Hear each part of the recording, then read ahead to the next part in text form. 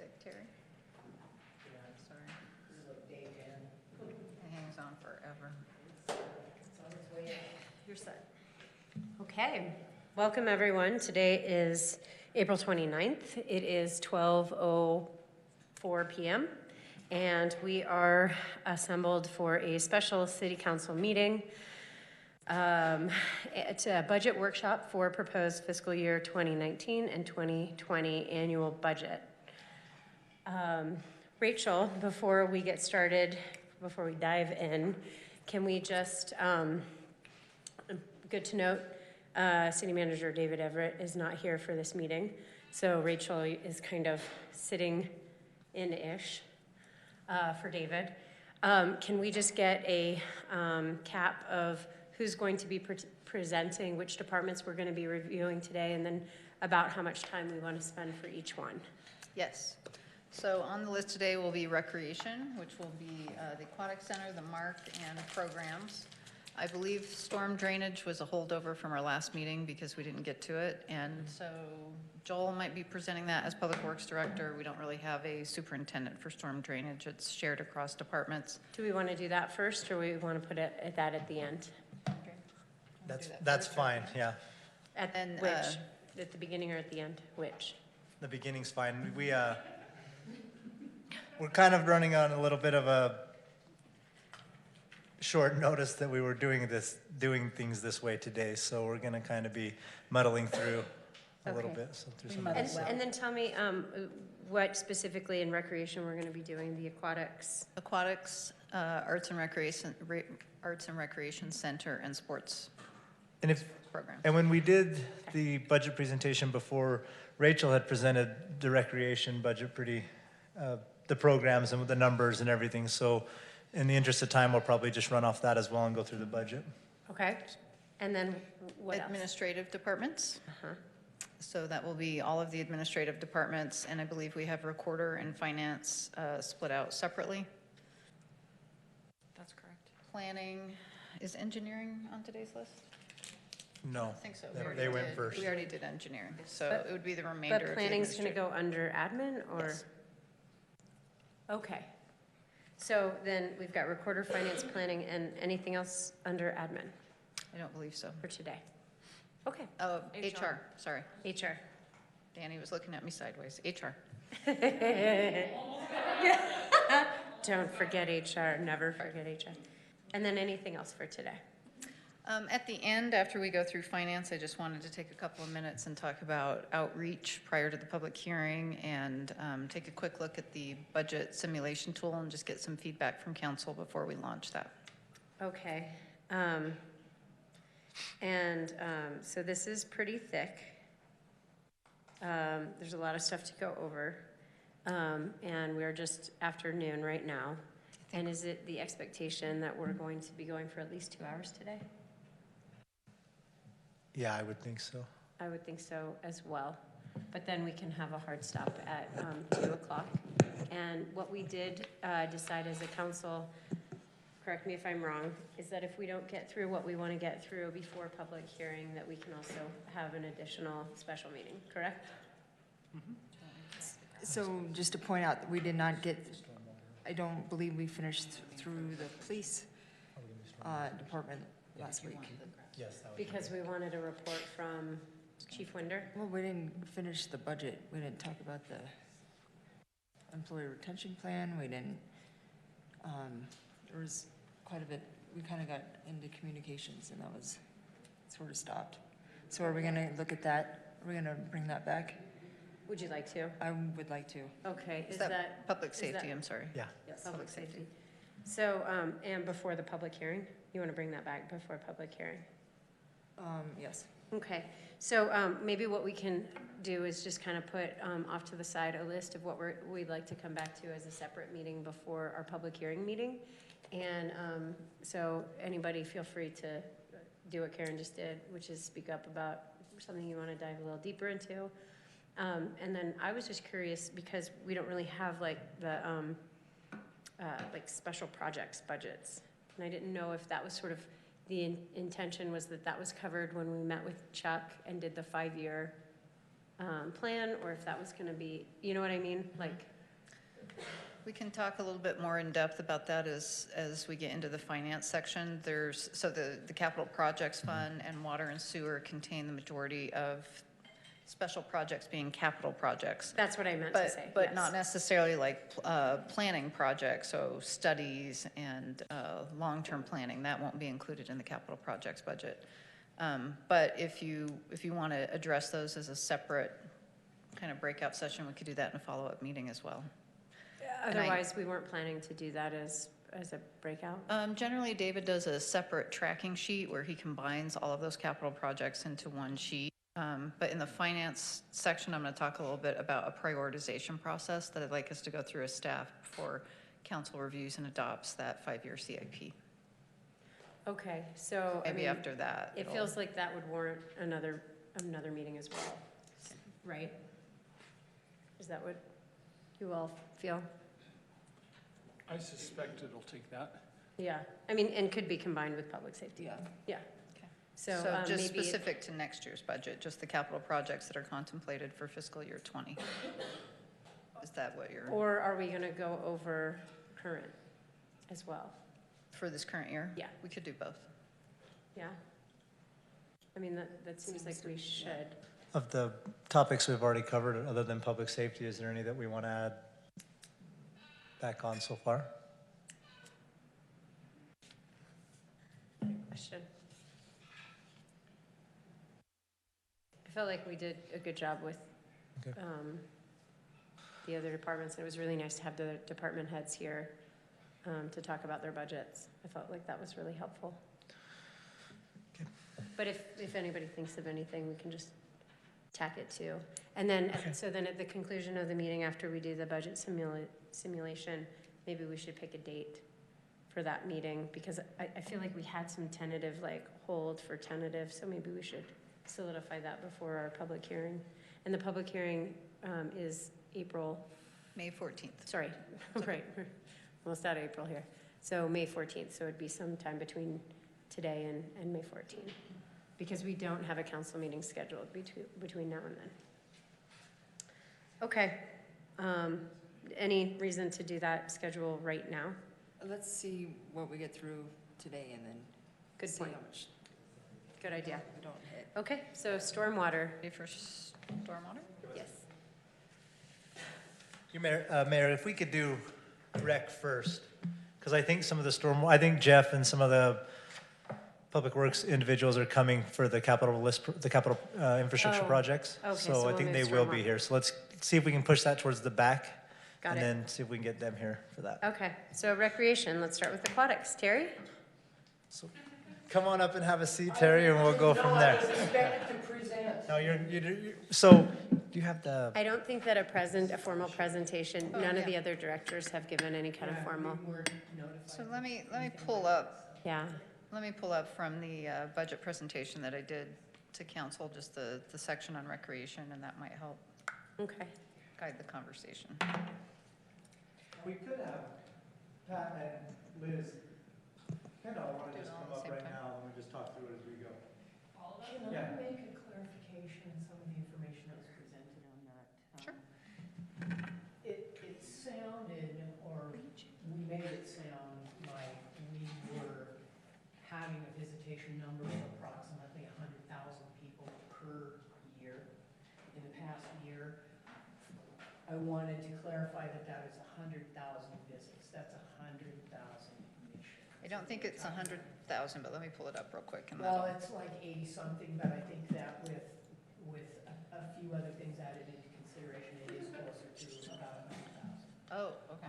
So I just want to make clear that that's admissions, that's number of hits, that's every time somebody swipes a card, that's every time somebody pays some cash, that's not 100,000 separate people live, just so that I'm clear. And I think during the presentation, I did make that clarification, Yeah, that there that were a was couple of people actually, Came up afterwards and said, we don't have that many people in town that you could do that. And it's like, well. oh, maybe it depends on which group it was, but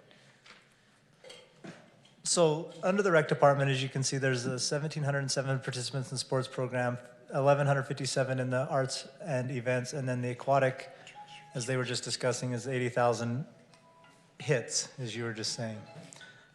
It's a huge part of our community, and it doesn't just serve Moab City, but it serves the whole valley. When we have the rec department or the MARC or the MRAC put on any type of programming or any type of event or anything, it's open to everyone in the valley. We don't ever discriminate or say you don't participate, you don't get to participate, or you pay a different rate because you don't live within the city boundaries. So we're providing a rec program and an arts program for the entire Spanish Valley.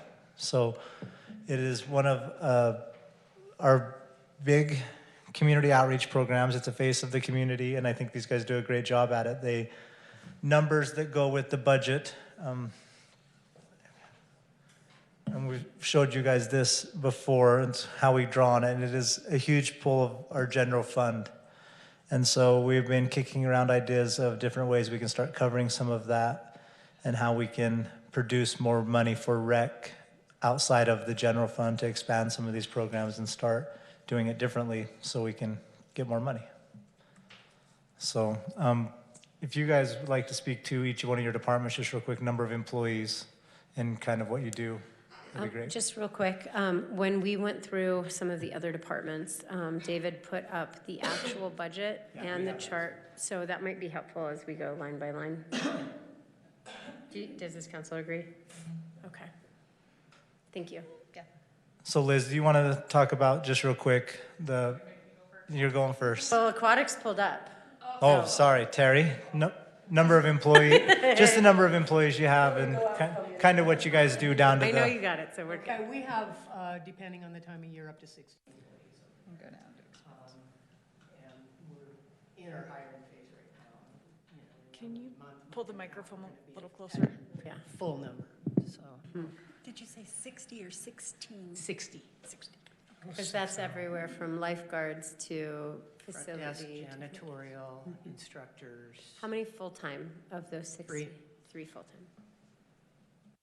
And Terry, could you quickly, Full-time people, excuse me, Terry, are the full-time people the only ones that are salaried, or other people? No, only the ones who are salaried. Yeah, okay. and then could you discuss real quickly some of the upgrades we've been doing over the last 6 months of the slide and the pool, the lining and everything else? We did accomplish a full LED conversion of all the lights down there at the facility, and we're hoping that that will pay for itself with the rebates and everything involved, and the energy savings within the next 3 to 5 years. We did just complete refurbishment of the outdoor slide. That was in next year's budget. We had budgeted $15,000 for that in the capital projects for next year. We can pull that out of there because we just accomplished that as well. We also accomplished pool floor repairs that we needed to do that were in the other budget. So we pulled that out of next year's budget and accomplished that this year. Let's see, what else did we accomplish this year? Didn't you guys have some panels way up high? That hasn't been done, and that, as it gets carried over year to year, we can anticipate the expense of that is going to get greater and greater.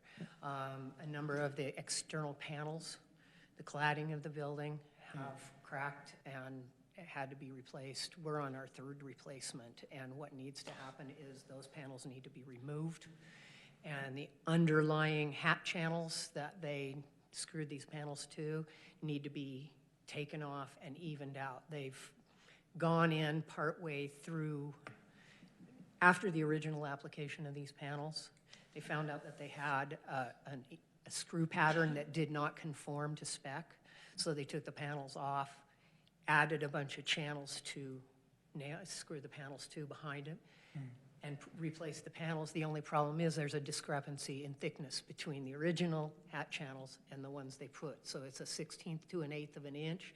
So the panels never laid flat, and they screwed those back on again, and naturally, given temperature fluctuations, they cracked again and fell off.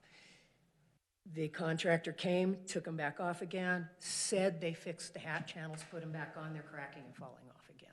So it could be a combination of a defective original material, but I also think the hat channels are the problem. And that's sounded to me like, replacing the entire external cladding of that building is going to be expensive. So So the contractor didn't eat the cost for this, or? He did not.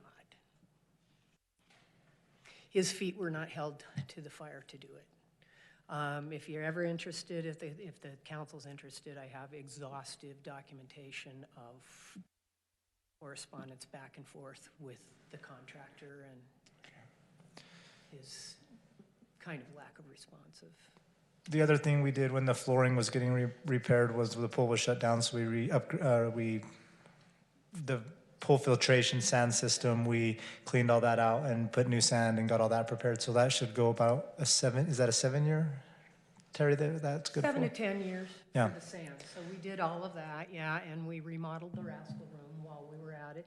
The other thing that I hadn't mentioned is we had budgeted, I think in this new budget year, maybe it was in the last one, $75,000 for an HVAC controller replacement.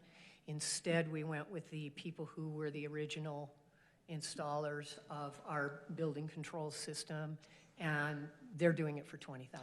And we're doing that on this year's budget too, so none of that has to carry over. So we've pretty much eliminated a lot of stuff from capital projects budget that going into this new year and got it done this year. At the MRAC, so the paneling on the outside of the building, there's some interior drywalling areas that need fixed, and then there's some, in the locker rooms, there's some things that need addressed. Those are the main things. When Terry and her staff started prepping the outdoor slide and the outdoor pool this year, the fiberglass play area was flaking and slivering. And so it was, if people touched it, they were gonna get fiberglass slivers. And so a project that was set for next year to redo all that, we bumped up to this year, and they're pretty much done on Saturday. Yeah, they think they were finishing it up. I'll be back Wednesday to do a final clear coat. Yep. So, yeah. So the slide's a bright blue and the rocks are a bright red all over again. So. And that shouldn't have to be done again for another 5 to 7 years, hopefully.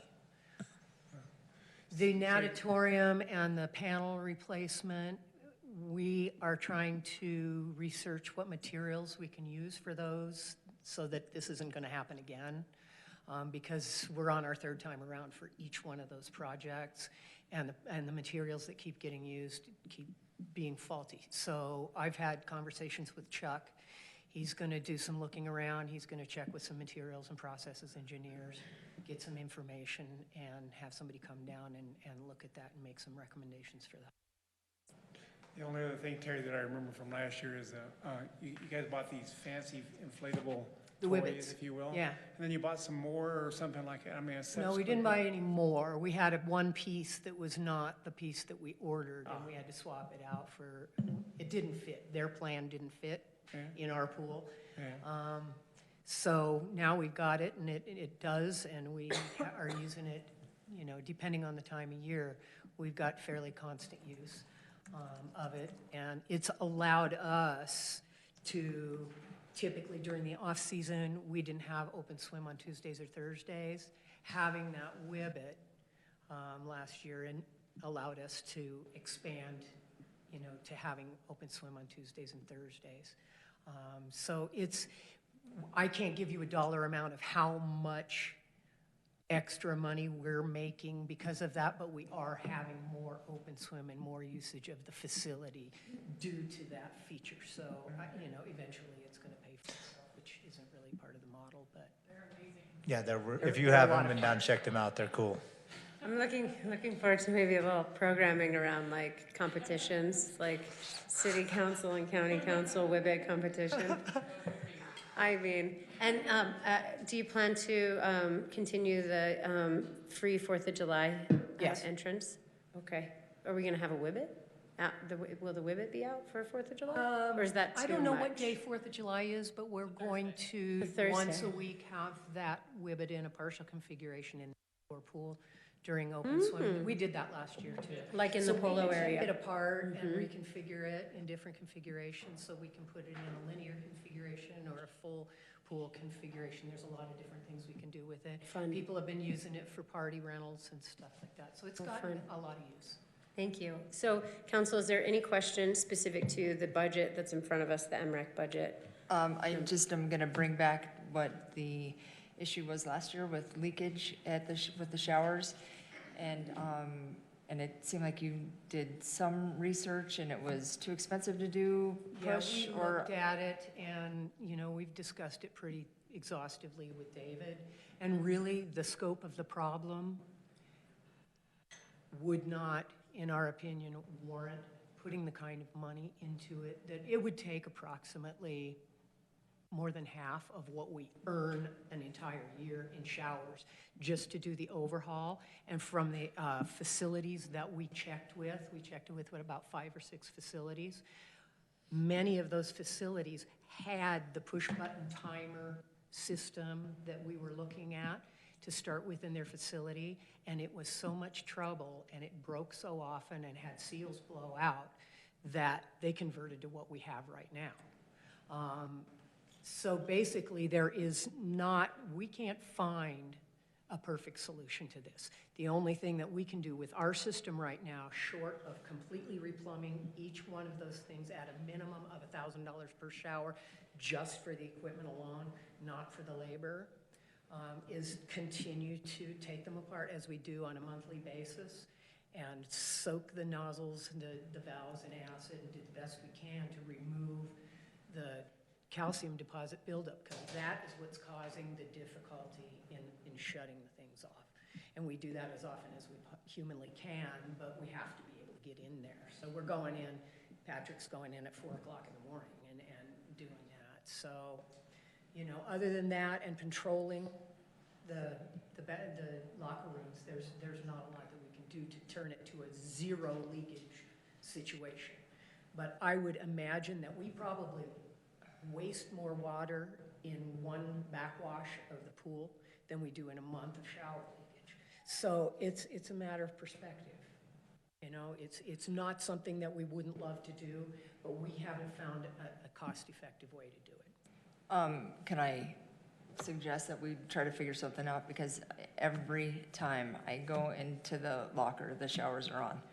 And are they dripping or are they running? In the education piece, for some reason, it doesn't, you've got little kids in there and they're not Right. reading the signs, it's, And a lot of older people don't have the hand strength to turn those things. We've done exhaustive research. If we want to talk, if you want to talk as council with the city manager, because he's the one who ultimately said, it's not looking like this is going to be something that we are justified in spending a bunch of tax, $40,000 to $60,000 in taxpayer money to fix a problem that may not even be that big a problem by comparison. So that's going to be up to him. We'll certainly do whatever he or you would like us to do. I don't know what any other research that we can. so 40, but so, you said $1,000. There's 6 showers, I know, in the women's bathroom. 6 in there, correct? 6 in the men's. Is the and men's- other 3. Because I've never been in there, the issue is as bad? Similar. Yeah. Sure, Yeah, Karen. they all. Well, Well, and then you have your family bathrooms too. Family change, we have 15 of them. So that's, $15,000. Are there Plus, 3 you can families? easily double that if you're doing labor. Oh, the outside is That's your the minimum. 15th is the one outside. Is that No, there's 3 family change rooms. There's one up- in the hallway? No, 2 in the hallway. Okay. One up front. but that doesn't have a shower, does it? Yes, it does. Oh, it does? Oh. And it's used all the time. Oh, I don't If even know it's- where that is. By the if- rascal room? Yes. Oh, If I it's your didn't know guys' it direction, was obviously we can, it sounds like Terry's done a lot of research, but we can review it again. We can see if we can get a water softener or a descaler or something to get rid of the calcium deposits. We yeah. use hydrofluoric acid. We use the strongest stuff we Yeah. can use and do it as often as we possibly can. Well, but it sounds like you're talking about doing something proactive so the water Yes. doesn't deposit as much versus Yeah. There was maintenance. an RO system on the water before. We already have a water softener Yeah. on our domestic hot water, so it is as soft as it's going to get. Yeah, if it's your direction, though, we can review the materials that we have and get you a cost analysis of what it would be to actually fix it and go from there. Okay, and then the assessment, on the building assessments that are happening with the company we contracted with to do, have they already done the assessment of the rec center? I haven't seen, haven't seen a product yet. Okay, and will they be doing a a water analysis, a water study? That's not part of it. No, it's all the HVAC type systems. So it seems like the metric that I'm not getting is gallons saved per dollar spent. I mean, like the comparison, like less than a monthly backflush doesn't mean anything to me, so it seems like, so I want it to be efficient, and if it's not efficient to do this work, that's fine, Yeah. but that's sort of the metric that I would look at. Okay. And the other piece is sort of an intangible, that if we're trying to take a leadership on Yes, water conservation, Yes. even if it's not cost effective, we are sending a message by having yes. water going down the drain, and then we have to make the call whether or not it's worthwhile. Well, we do hear Yes. it a lot. Pardon? We do hear it a lot, but we are not equipped to, we're not engineers, we're not equipped to go in there and, you know, measure that metric and make that estimate and make that comparison. So I would say that, you know, if that's what you recommend be done, then maybe we get somebody who has experience doing that sort of thing and have them tell us how to measure it. Well, Yeah, with we can figure it out. Rosemary in-house, there's probably that capacity. Okay, so anything else about this particular budget? Thank you so much, Terry. Thank you. Should we move on to Mark? Sure. Okay. Welcome, Liz. Give us a little brief synopsis of the department, how many people you have, what type of programs you're running. That. So right now we have, do I have the microphone? Yes. Yes, please. Give her the microphone. Lady asked for the mic. So right now we have 2 full-time employees and 1 part-time. And then depending on, you know, whatever season we're in, we have various other employees that we pick up to help run programming, such as our summer art camps and winter art classes, our Street Fest coordinator, and various artists that approach us with ideas or whatever, and then we hire for sculptures or murals or something like that. So it just varies all the time. Thank you. One thing that sticks out is that there's a membership fees line, but no membership fees. Is there, was there once a membership It to was the month? before I started. Has there been any talk about? I don't know what it was, any back history or anything to it. I think it actually stopped before we hired Meg. I think Lori might have been the last one.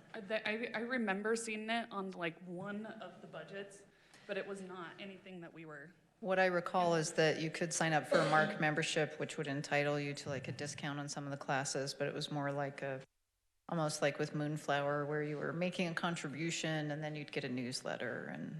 Yeah.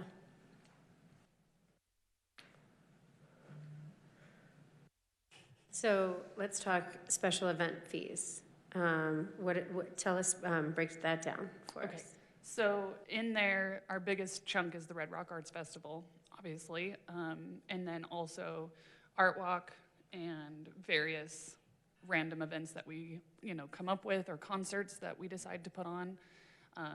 That's basically all under that line item. So we have been talking about a 4th of July event and putting some money, allocating some money to that for music in particular, to kind of follow the pattern of the Red Rock Arts Fest. And is that money I think in it this would, budget? it's not currently in this budget. If it's something that we want to look into for the future, I think it would fit well there, or also our public art section as well. So I spoke with David about that, and it's tentatively in our administration budget for this year. It is in there, both the fireworks and the That's other. what It was increased, I think, by $2,000. Yeah, but there was supposed to be a line item for, Emily was asking for 7 for a 4th of July celebration outside of the fireworks. So I looked at it on Friday. Let me pull it up real quick. He thought he put it in there. Okay. We have an additional, as of Friday, we had an additional 2,000, but let me.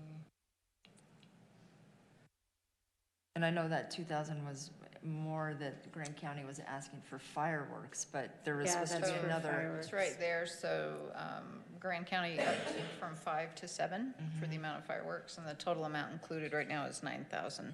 So there's an additional 2,000 over and above the fireworks.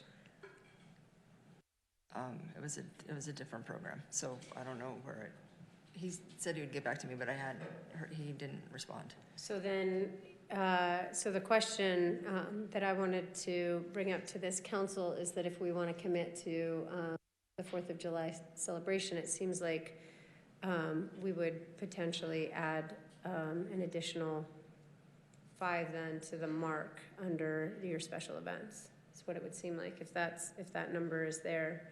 And because we're so close to planning, it would be something that this council would need to kind of hold firm when we get to the final budget, because we'd be essentially allocating the money now. And because we're bringing it back this year, it's something that we have to kind of informally agree to right now. And Karen and I have been meeting with the Chamber of Commerce to talk about it, and so I guess I'm looking to this council to get a pulse on how you feel about allocating additional funds to 4th of July. So in our council views on unresolved items worksheet, it's listed as 7,000. So are you talking 5K in addition? No, well, I'm saying 5K because if there's an extra. There's 2 right there. Extra 2 in fireworks.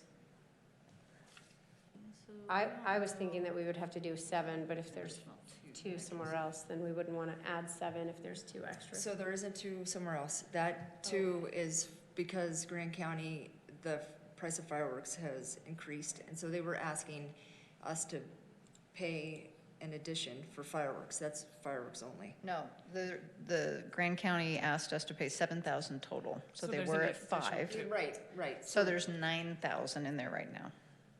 So $2,000 So there's is not being used. 2,000 Oh, over and gotcha, above the Gotcha. fireworks. Oh, okay. But if we're trying to get music, I think we can get it for 5, so we don't really need to ask for 5. Maybe we're only gonna have to ask for 3 Okay, for the mark budget, if we want to put it there. okay. But again, I just want to hear from everybody on the council how they're feeling about that, as that, the chamber and the mark need to secure that right now to move forward with the planning of the 4th. And yes, so do you have it, it's been a couple of years since this idea originally was floated between ourselves.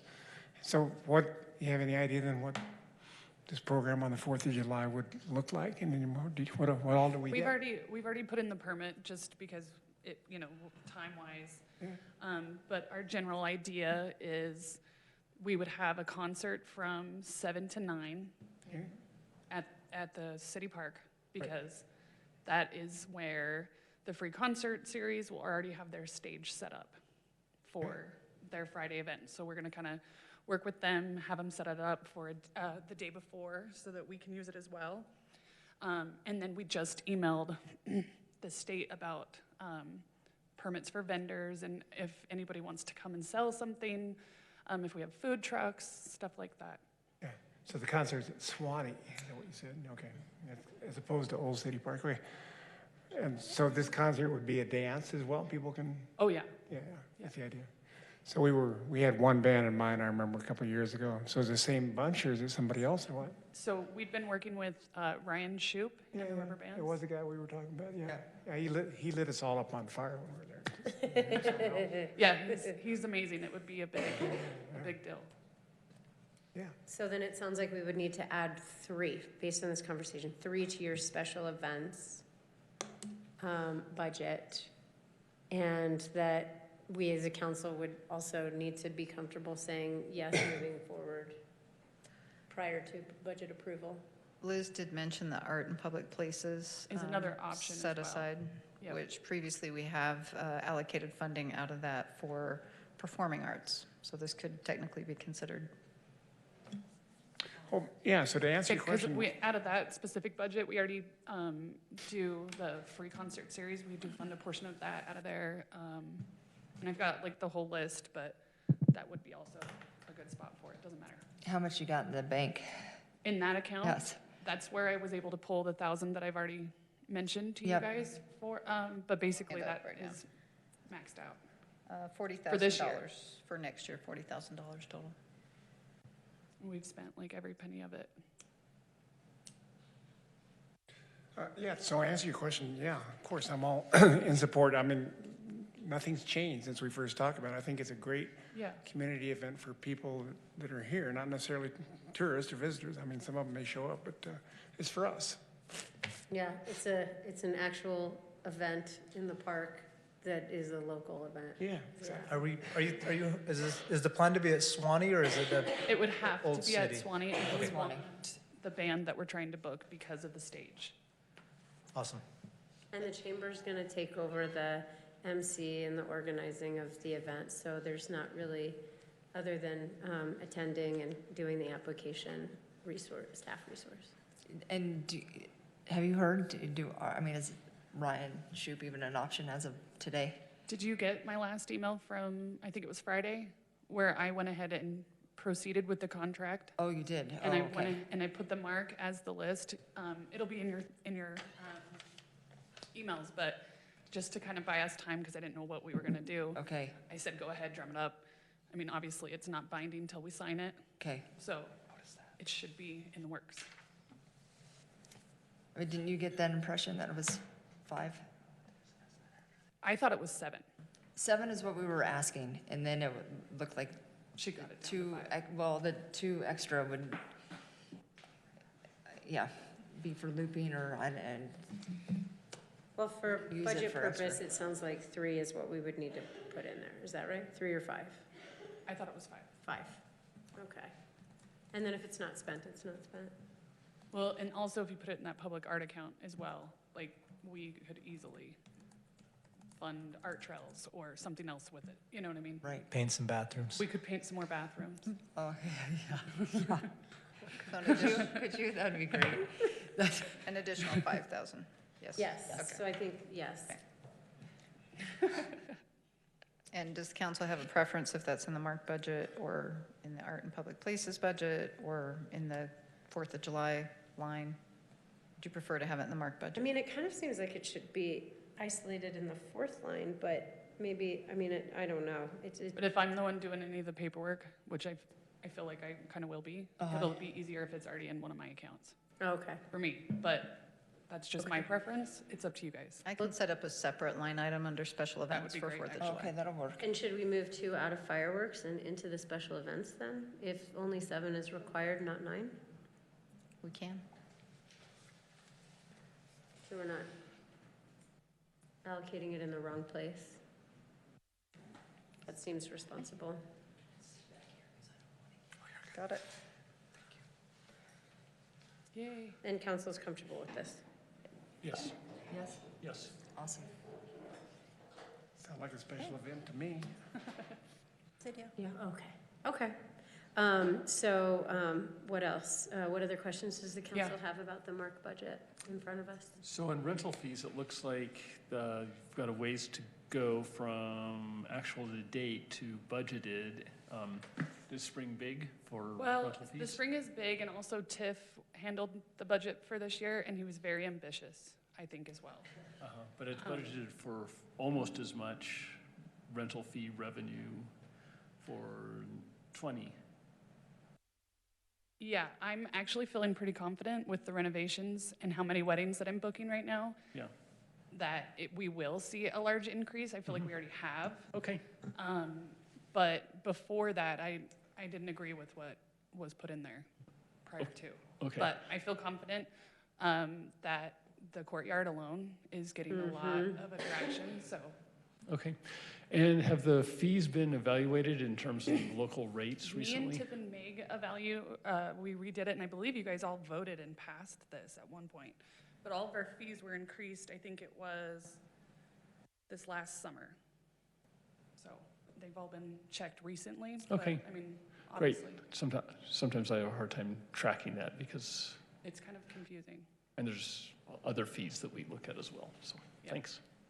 And the last question I had when I was doing the bills was, do we have a feel of how much we've spent for the Red Rocks Art Festival, and how much money has we generated from it? Like, is it? Yeah. Well, I mean, that festival is a definite break even for us. I mean, we do get a lot of public funding. We just wrote like a large grant to the Eccles Foundation also for support. I think we've written 8 grants this year alone. Thanks to Makeda, we've had like a big push to putting in for a lot of additional funding. We also put in a request to get the downstairs bathrooms remodeled in that same grant, so that hopefully we can kind of take away some of the burden that's kind of been. But And those are the bathrooms with the curtains? oh yeah, they gotta go. Yeah. Gotta go. Yeah, especially with how nice. I don't know if you've been in there since the upstairs ones, but they're gorgeous. So nice. So nice. So nice. Such a great facility. Yeah, it's really come a long way. It's been a lot of fun. The wood in there, it looks brand new. All of it. Sorry. Bid now for windows. Aren't all? No, everybody's Yeah. going crazy about Yeah. it. I've been asked about it a lot. It's out of my hands. Auctions live. Any other questions about this budget? Thanks, Liz. Okay, sports. Terry, you left your wingman. I'll stay with you. Yeah, I didn't want to cough on the guy with 4 kids. He appreciates that, I think. I do. If you've got it, yeah. I just re-emailed it so it might be at the top of your inbox. Different than the budget we have in front of us. Well, I just went ahead and I keep them all separate. I just compiled a list of 2018's numbers for all of our programs, participation, volunteers used, if the program has any sponsors, what that looks like. And I think Rachel's pulling it up right now. But while she's doing that, as far as staff, we have 2 full-time as well, and 1 up to 30-hour-a-week part-time. And that part-time is relatively new after our boss left. We were able to get that position, which has helped a ton. And so they kind of focus on attending programs so that myself and Rhett can sort of be in the office and allocate our time more toward the clerical and making sure that the programs are set up how they need to be, instead of always being at the ballpark, which is great, but it's helpful to have that person. But yeah, so here's kind of last year's numbers. As you can see, we rely a lot on volunteers from the community, obviously unpaid. And every program that you see that has 0 volunteers are obviously just run by the 3 of us, essentially. We do have, I would say, any given season, 15 to 20 on staff, and that would be the max. And those are going to be our referees and officials, essentially. So, Important to point out, when we started talking about recreation, there was the chart, and it was like 1,000 people doing like sports. Go back to that. Well, it's important to note that like one person going to the pool one day is different than one person signed up for youth indoor soccer, because it's a repeating event as opposed to a one. So those numbers in that first chart were a little confusing, because it was like 80,000 versus 1,000.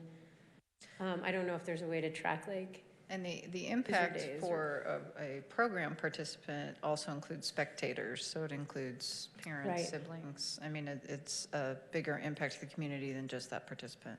Yeah, if this council wanted to dig deeper into the metrics that would like reflect impact, I'm sure that we could do it, but I just wanted to point out that like they're a little misleading, that there's a larger number even beyond the number of participants, like you were saying, Rachel, are positively affected by your On a program. Saturday morning, there's 265 people in the park alone just watching the soccer games. yeah, absolutely.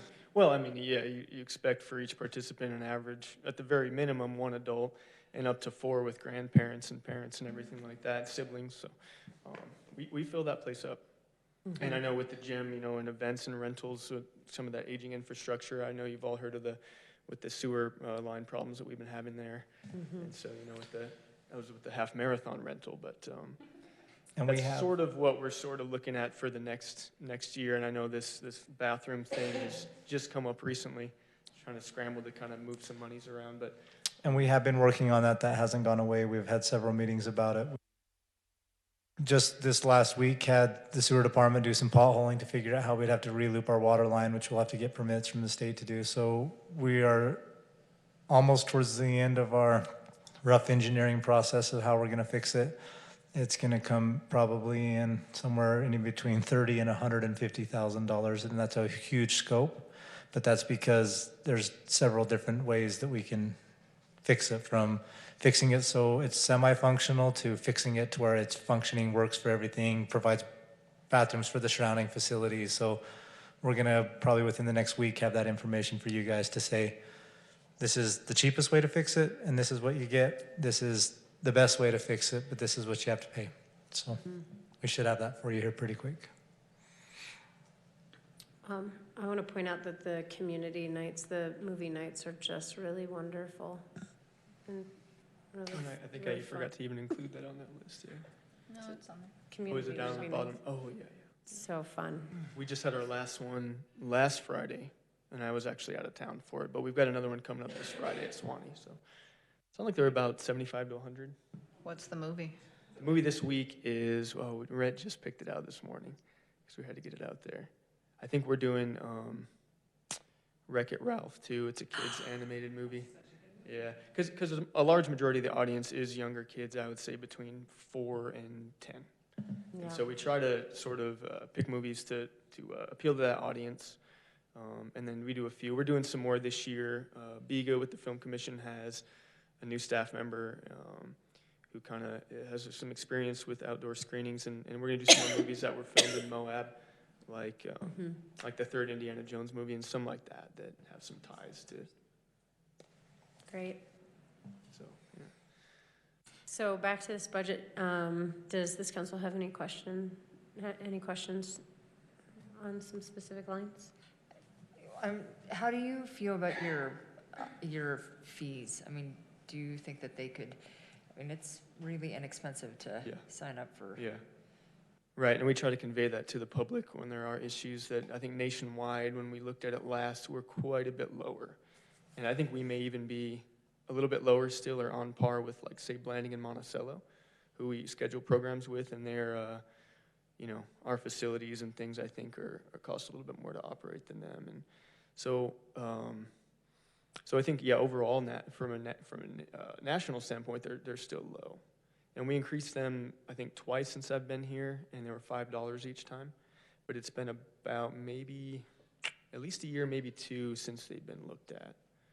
So I wouldn't say, I think the idea was that we'd kind of, increase them slowly to kind of not rip the Band-Aid off all at once there. But So you guys don't have a scholarship program or anything for, poorer families who so would we like do, to yeah. We offer, if a family's eligible for the free and reduced lunches through the school district, which is something that they don't share that information with us.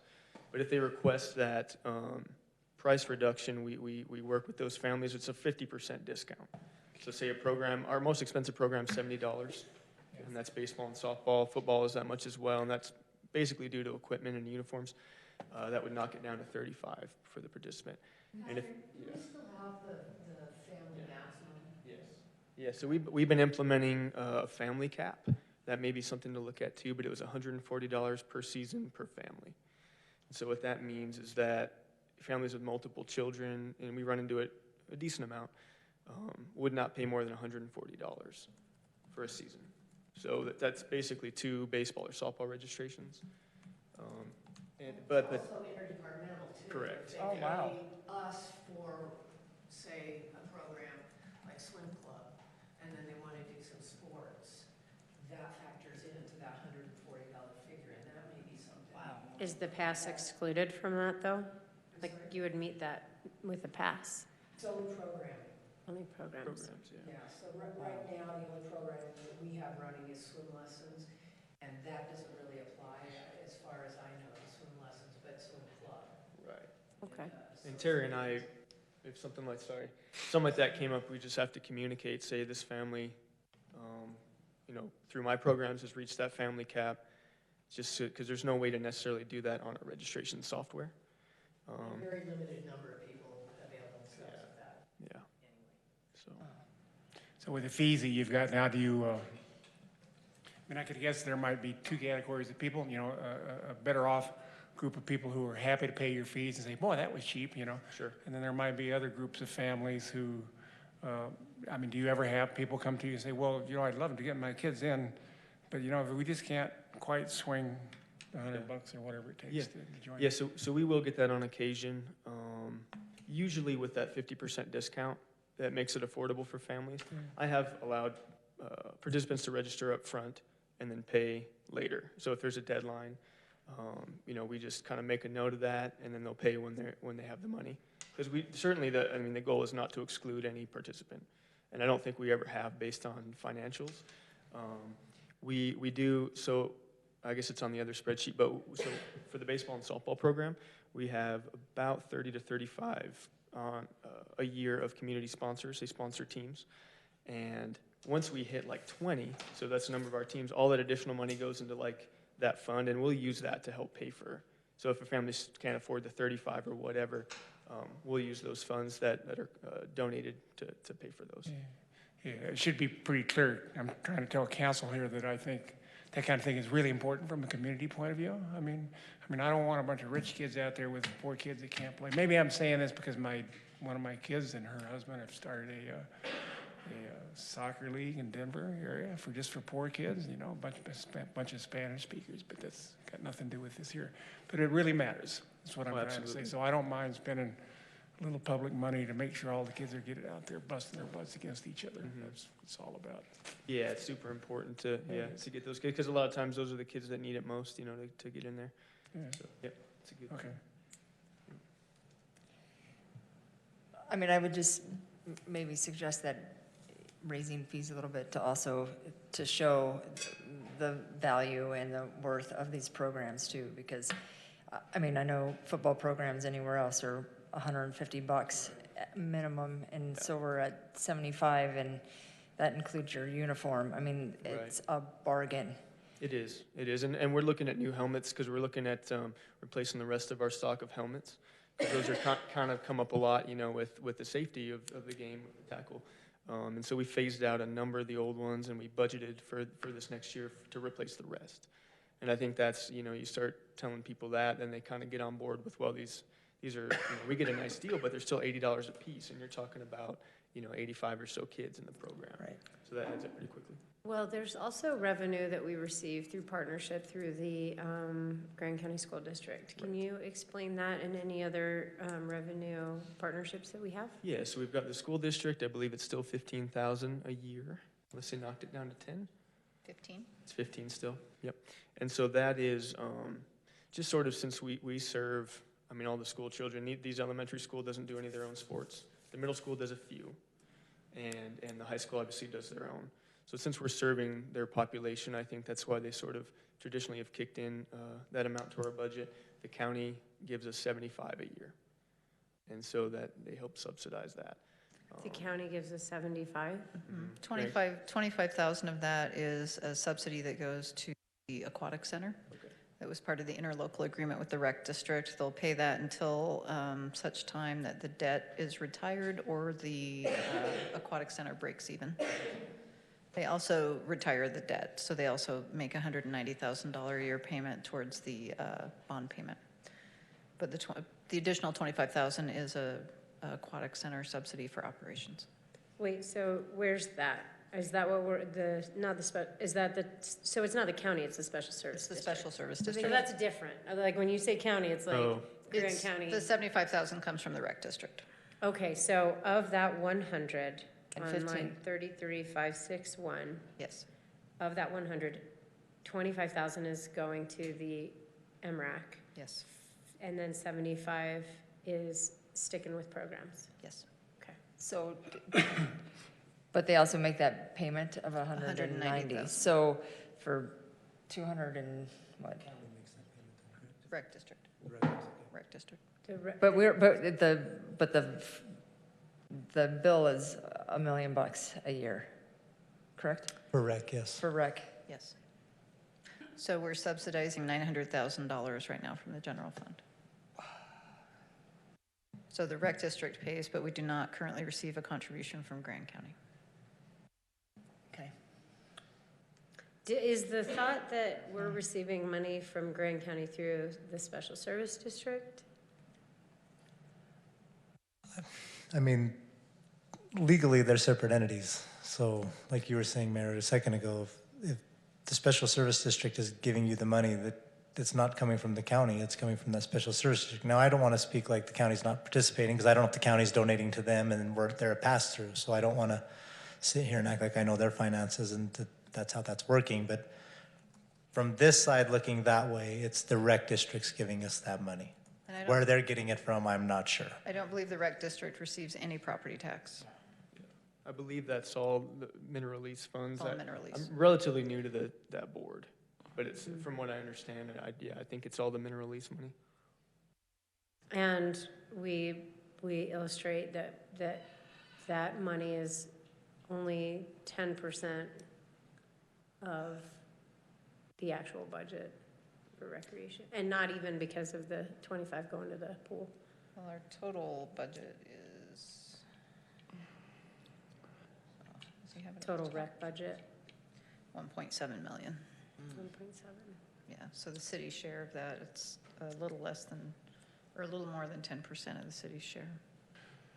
So one of the questions that's been presented to the council is, do you want to allocate resources for more high-level recreation planning? And it seems like that could address sort of the city-county special service district responsibilities and how we're delivering services. I think it's going to be hard to, we can notice this in this budget, but it's going to be probably hard to address without some more background work and analysis. In the council views on unresolved items fiscal year 20 budget, 8 indicates that the budget does not include funds for recreation planning at this time. So presuming that's the case, I'm wondering, do we have staff capacity to sort of consider this? Or I think David might have mentioned the possibility that we would have a consultant do recreation planning. I'm not sure. Well, and we also have Tiff's position that is vacant, and that is the recreation director. So we currently have a vacancy in recreation director. Yes, but it is not included in next year's budget to And fill it's that position. Yeah, and so the question that we wanted to address as a council too is whether or not we want to budget for that director position.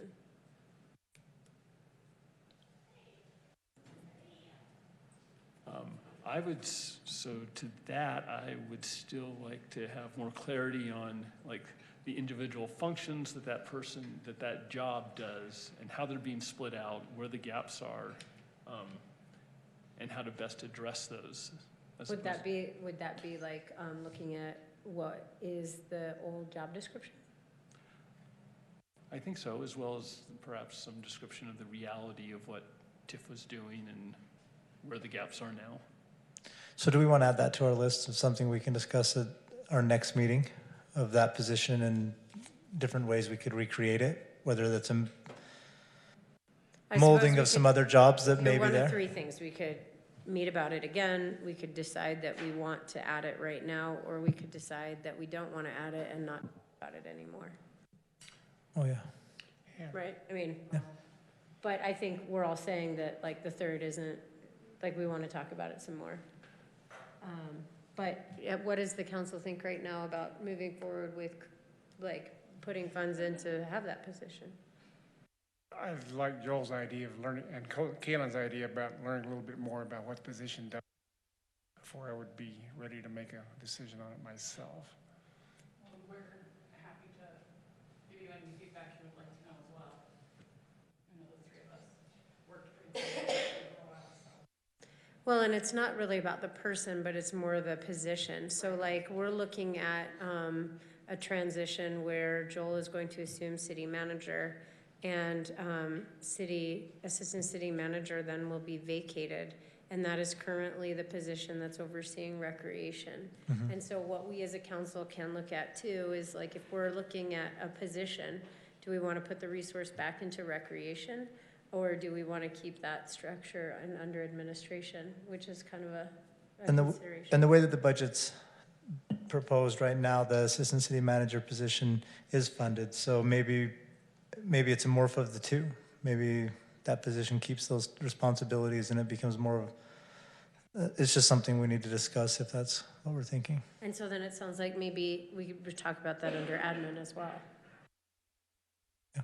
Okay, does that sound Yeah, good? that sounds fine.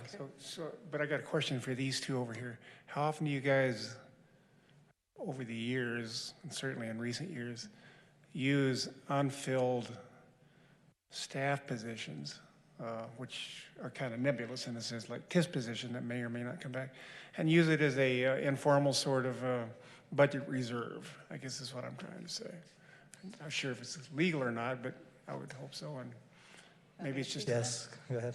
So when a position is budgeted, if it can't be filled, then those unexpended funds stay in that line item. And generally, we do not make transfers out of salaries and wages to cover other line items. Right. So at the end of the year, if that budget isn't filled, then that would just roll into our fund balance. It would just be unexpended funds.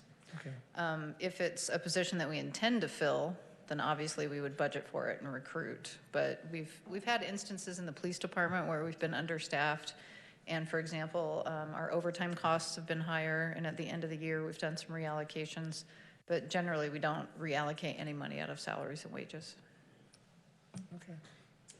Obviously, anytime there's an open position like this, when you look to see, do we need to refill it? How can we do it differently? Is it working under the current, there's some positions when they become open, you have to refill them. They're statutorily required that you have them. Other ones, it's sometimes when they're open and the person's voluntarily left, there's been no issues, you kind of have a second to sit back and look at it and go, is this working? Do we want to continue doing it this way while we don't have someone to deal with in the position? So. And I know that, like, there's been conversation about this position in particular, and that you've all had conversations with David and Joel about it. I want to thank these guys because they've been excellent. You guys, as I came in and Tiff was already gone when I got here, and they've all stepped up and ran their departments and have been just absolutely awesome. I haven't had to, other than your building backing up with sewage. there hasn't been any real issues. They've done an awesome job. And when they've had questions, they've asked. They haven't tried to just go it alone, and they come forward and say, I don't know how to do this, what do I do? And so it's been great. It's been really good.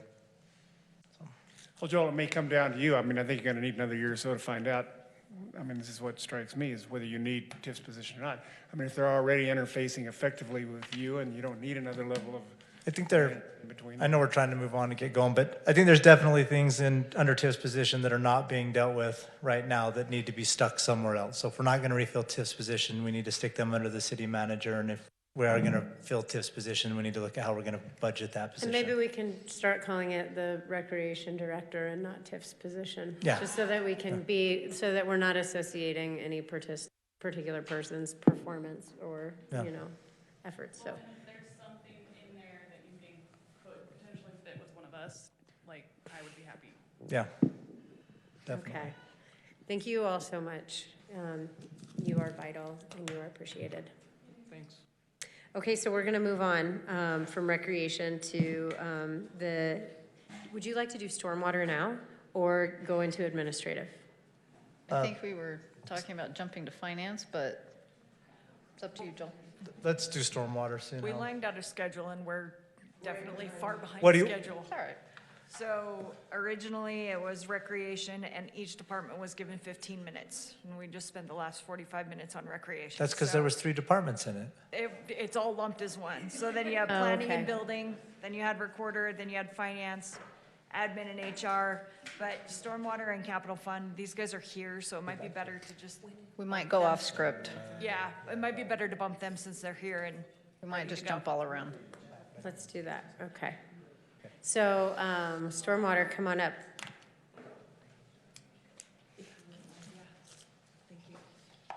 Connie's gonna. Oh, yeah, you gonna check your phone? Yeah. I was going to call you, Jeff. Carmelo's running to grab Chuck. Oh, okay. We really only have one project. Thanks for being here.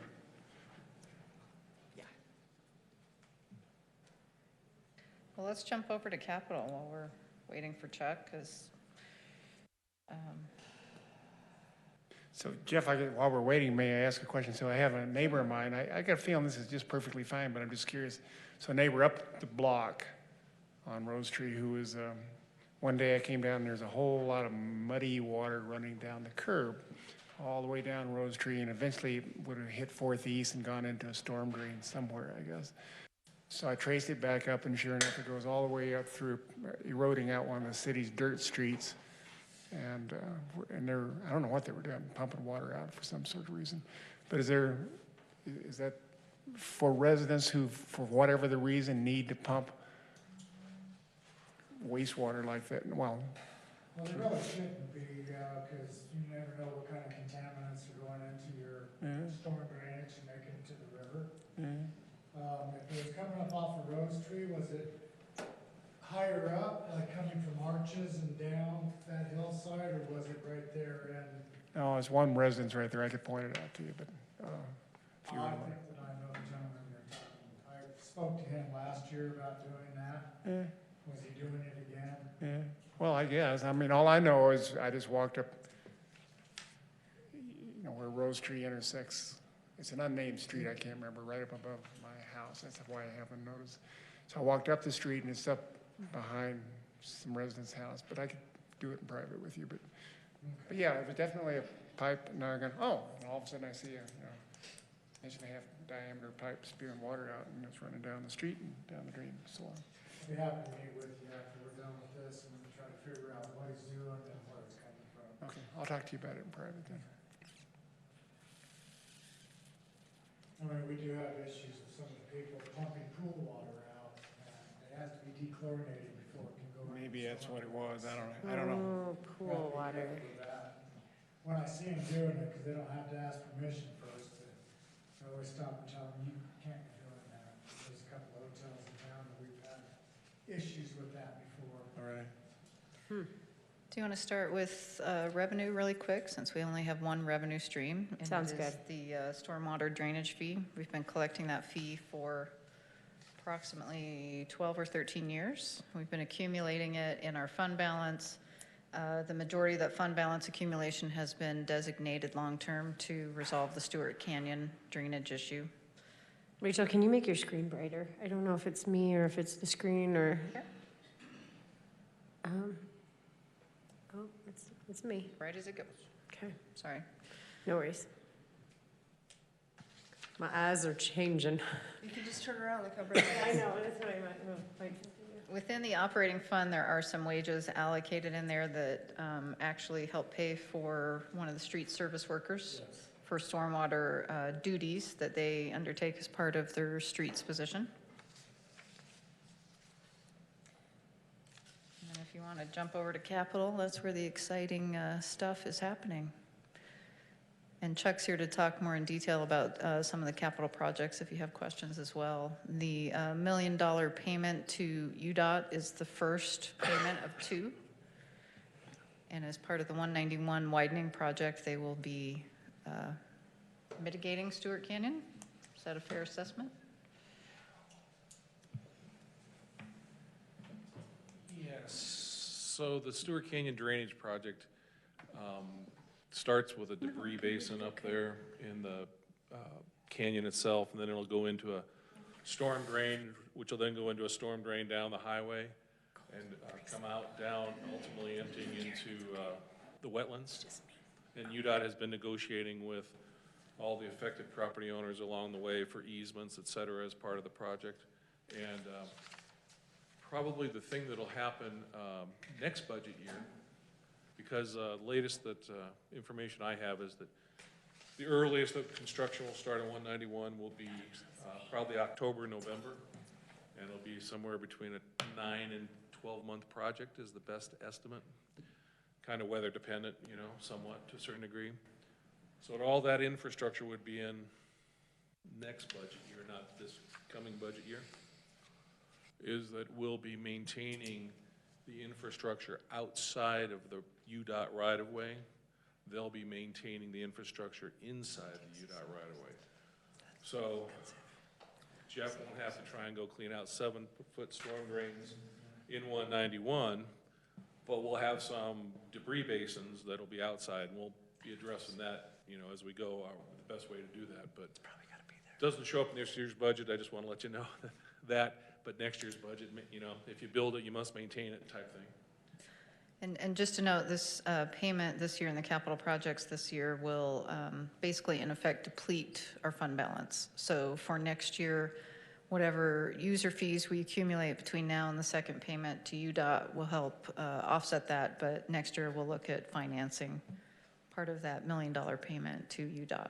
And this year's budget actually contemplates financing $400,000 of these total capital projects. So that we don't deplete our fund, We in won't, lieu of depleting the fund. yes, but next year we will need to finance part of that $1 million payment. We will not have enough available in our fund balance. Because in 13 years, we've only earned 245,000 bucks? Is that correct? No, our fund balance right now is over $1.5 million. No, for the stormwater income, I mean, the fee that we were looking at earlier. That's what we earn in a year. We've done other storm gotcha. drainage, we've Okay. done other storm Gotcha. drainage projects since we started collecting, but this is what we earn in a year. So we've been contributing a portion of that into our fund balance every year. But we will not earn $1 million next year in user fees. We'll probably earn the same, $285,000. Well, to address council while I'm here, and Chuck is aware of it, we have many undersized culverts in our city structures itself. Many of those culverts have Moab irrigation that runs through those pipes, through the storm drains. And when we run across issues, as we did on 100 East over here, of rotting storm culvert that we can't repair it, we can't fix it because we can't take it out. Because there's Moab irrigation running through the center of it. So you can't pull a 20-foot section of culvert out and replace it with a new section because Moab irrigation's running through the middle of it. So we have many issues like that here in the city. How's that gonna, how are you gonna? I mean, what we had to do over here was cut a culvert in half and go around it and patch it. Because we can't remove that piece of pipe because we'd have to remove the irrigation pipe out, replace the culvert, and then put the irrigation pipe back in. And they can't grant permission to do that, or This was done many years ago. are there easements that are like in place? I don't think there's any easements from the irrigation. I think this is all historical stuff where, you know, the irrigation company used to use gravity as its friend, right? And the storm drains use the same concept. So at some point in time, it was like, well, we need storm drain, well, we need irrigation, so let's put a 24-inch storm drain pipe with a 12-inch irrigation pipe in the middle of it. And that's what we're talking about. Right. So you lose the capacity of a 24-inch pipe down, putting that in. I'm on MIC's board, as you guys know. Was the storm drain that you're talking about, the culvert, well, maybe I should just call it the culvert, not a storm drain. Was it originally, way back when, the culvert itself belonged to Moab Irrigation Company, and that was their open irrigation ditch? And then later on, I know somewhere back in the 70s, they laid pressurized pipe all the way through the middle. Possibly. Yeah, it was possibly that. In the meantime, though, the city has taken them on as a storm drain system. You know, we're trying to we work with irrigation folks all the time, you know, we're trying to. No, I'm not complaining, Mike, I'm just trying to understand how it works. Yeah. So you guys, now you're using that culvert as a stormwater drain, even though it's got an irrigation pipe, and now the pipe's in the way whenever we need to work on the culvert. What I was trying to mention is with some of the money that we have with the enterprise fund in that, there may become times, years down the road, next week, who knows, that we may have to actually dig a different ditch and bring our culvert out away from it and go through it in order to replace that culvert.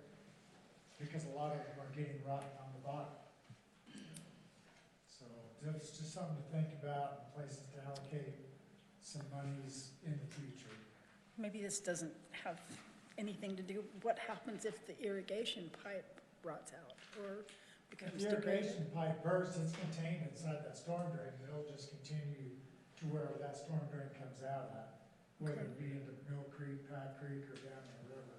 And then is the irrigation company responsible for any replacement if we get in there and Yeah, we don't have to they'd replace their own everything? pipe. Okay, Yeah. Okay. And Tony, wouldn't, the irrigation pipe is not under high pressure. It has some water in it, but it would, if it were to fracture, it's not so much as it's gonna burst, but it could crack and leak, and then it would just take all the good irrigation water down and dump it down the storm drain, which we don't want because people are using it, so it wouldn't stay that way very long.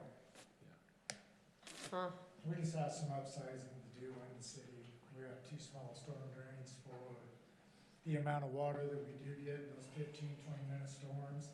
And with more building that we're doing, you don't have ground to saturate the water anymore, so it's hitting pavement and going into the storm drains. It's being redirected due to building in the hillsides, and there's certain things like that I see that I take into accountability. I went to a presentation a few years back where Washington DC was kind of faced with this moment of, do they like spend, it was like $1 bazillion to expand their culverts and push water out, or to modify their landscape and do kind of a hybrid green infrastructure implementation. And they were, they like just jumped and went for it, and it has been really successful. The benefit of that was that with stormwater, it's rushing and it's pulling anything that's on the surface, any surface toxic, what are they called? Surface toxins?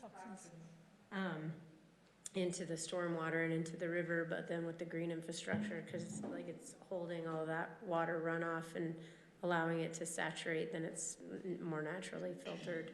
But it was I can try to find that. It was really interesting how they did it.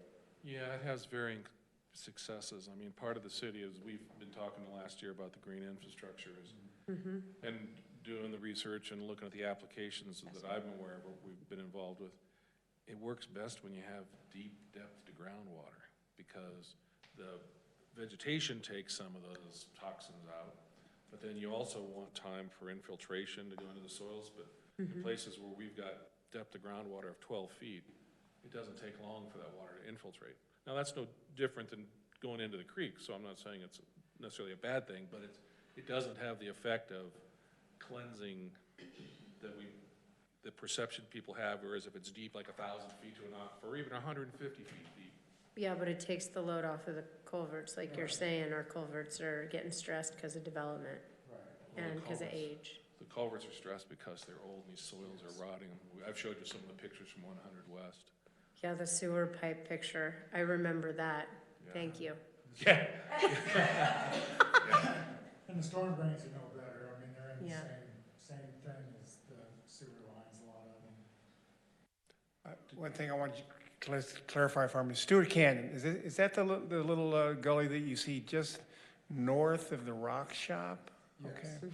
All right, and then J.J. Wang has a bunch of property that's undeveloped over on this side.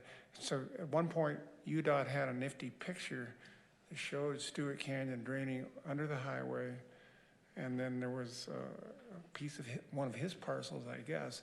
And the idea was that was all a big, what do you call it? A storm Detention. pond. What am I trying to say? Well, Chuck can Storm describe drain. it, right?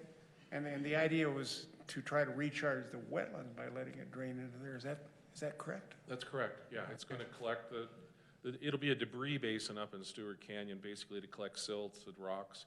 The water will go out, be released through a storm drain system, then into the highway, then released down past Motel 6 via an easement, then ultimately into the wetlands, yes, that's correct.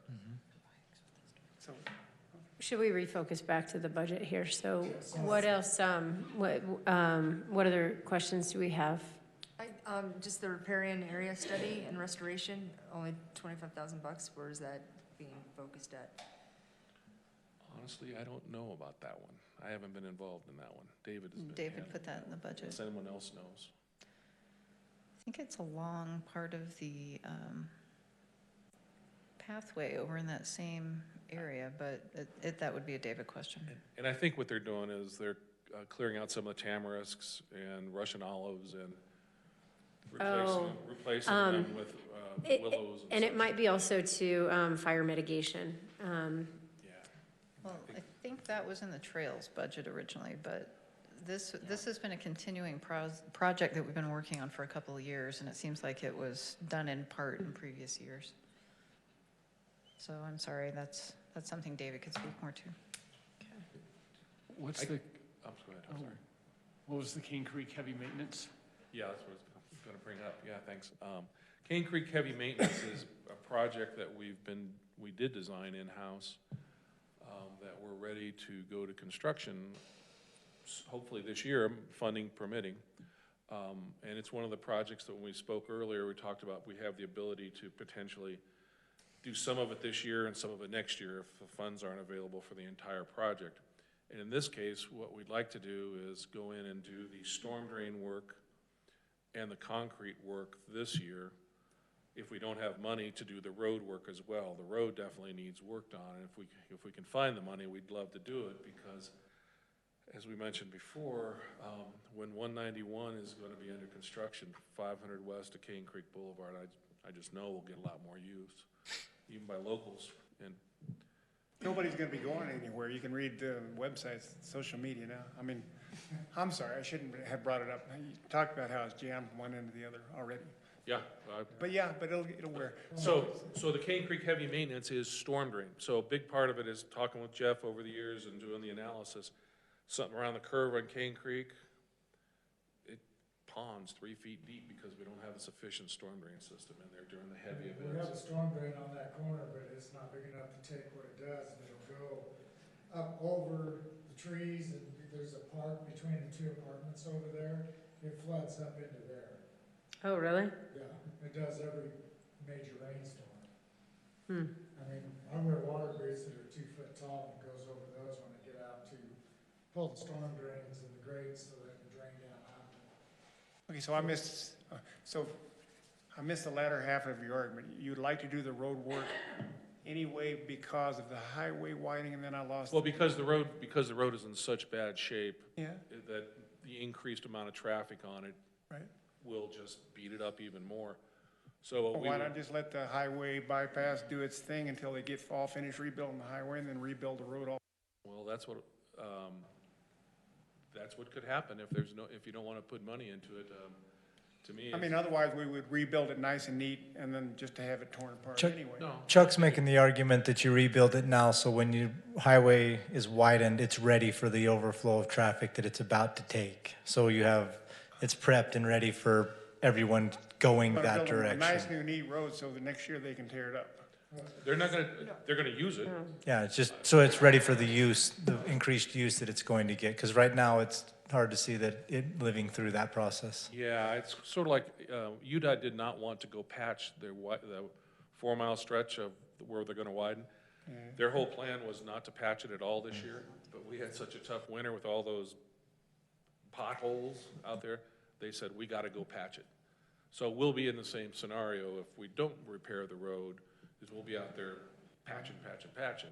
But if that's the best we can do, that's what we can do. What we were suggesting is, the reason we have money in the stormwater is we could take care of the storm drain system, and there's a bunch of sidewalks that need fixed and curb and gutter that needs fixed out there that are deteriorating pretty badly. We're hoping to fix all the concrete work. That's usually what you do the underground work, during construction, do the concrete work, and it's like 100 West, the last thing we did was pave it, right? That's kind of the sequencing. So we're saying one thing we could do this year, if we don't have money to pave it, is do the underground work, do the concrete work, wait till next budget year, then go in and do the paving work. Okay. But it would be best to do it all at once, in my opinion, if we could, if money were permitting. So any work that we would do with this budget, would it affect would we, sort of what Mike is saying, it looks like it's projected further out now, but the big road construction job that we're trying to do on Cane Creek for our sewer system, will any of the work that we do now be not usable when does that make sense? Yeah, I Probably not. understand what you're saying. Yeah, originally, we were not doing, like years ago, we were not doing the Cane Creek work because the need's been there for a while. Right. because we thought that the south trunk line, which That's- is what yes. the sewer line is called, Right. was coming through in the next couple of years. That would be tearing up the alignment of Cane Creek Boulevard. But based upon further review, what we were able to do was upsize the failing pipe in 100 West, and we bought ourselves 7 to 10 years of not needing that south trunk line, so we can look for funding, because we didn't have funding lined up, you know, I mean, that's gonna be an expensive. Well, we're gonna put the fun in funding because we're being a real squeaky wheel with the state. Let me ask you this, with the King Creek, with the 100 West project, is there pipe that's, that can take fiber, or did we lay fiber in that project? Fiber optic, like fiber cable, Conduit for Yeah. fiber. In the sewer pipe? in the road, as Just part in of the public, in the PED, the public easement. Yeah, there's conduit out there. Yeah, we worked with Emery and those. So fiber runs 100 West? I mean, the same would be something that would be my expectation for King Creek too, that we would be Sure. laying fiber. Maybe you could run inside the Moab Irrigation Company. Inside the line. Yeah. Like a love nesting, Yeah. like dolls, like Russian dolls. Historically, we just provide space within the PUE, the public utility easement, and then if the utility wants to come in and they want to install it, we just have to allow them to use the space that's there. Is there fiber in 100 West? Well, there's fiber in places in 100 West. If you're asking me, does it extend along the north to south? I don't know the answer to that because we don't install it. It's like a gas company. But with the 5-year moratorium, like, is that? They were gonna- well aware of it, and they were out there working their lines. Emery was. Yeah. So back to King Creek and that 400,000. I know that we also have some like sewer implications for King Creek because it's lower than the plant. Is that right? Well, not exactly, but there's some failing lines along Birch that we would repair But are there areas along King Creek like that have no sewer. that have no sewer? That's So right. our public works building, for example, are we on a septic? Correct. Yeah, so, I mean, like, we got a bigger fish to fry with the King Creek. The south trunk line would pick up and provide sewer to all the folks along Cane Creek who don't have a sewer, which is just primarily up by the road yard.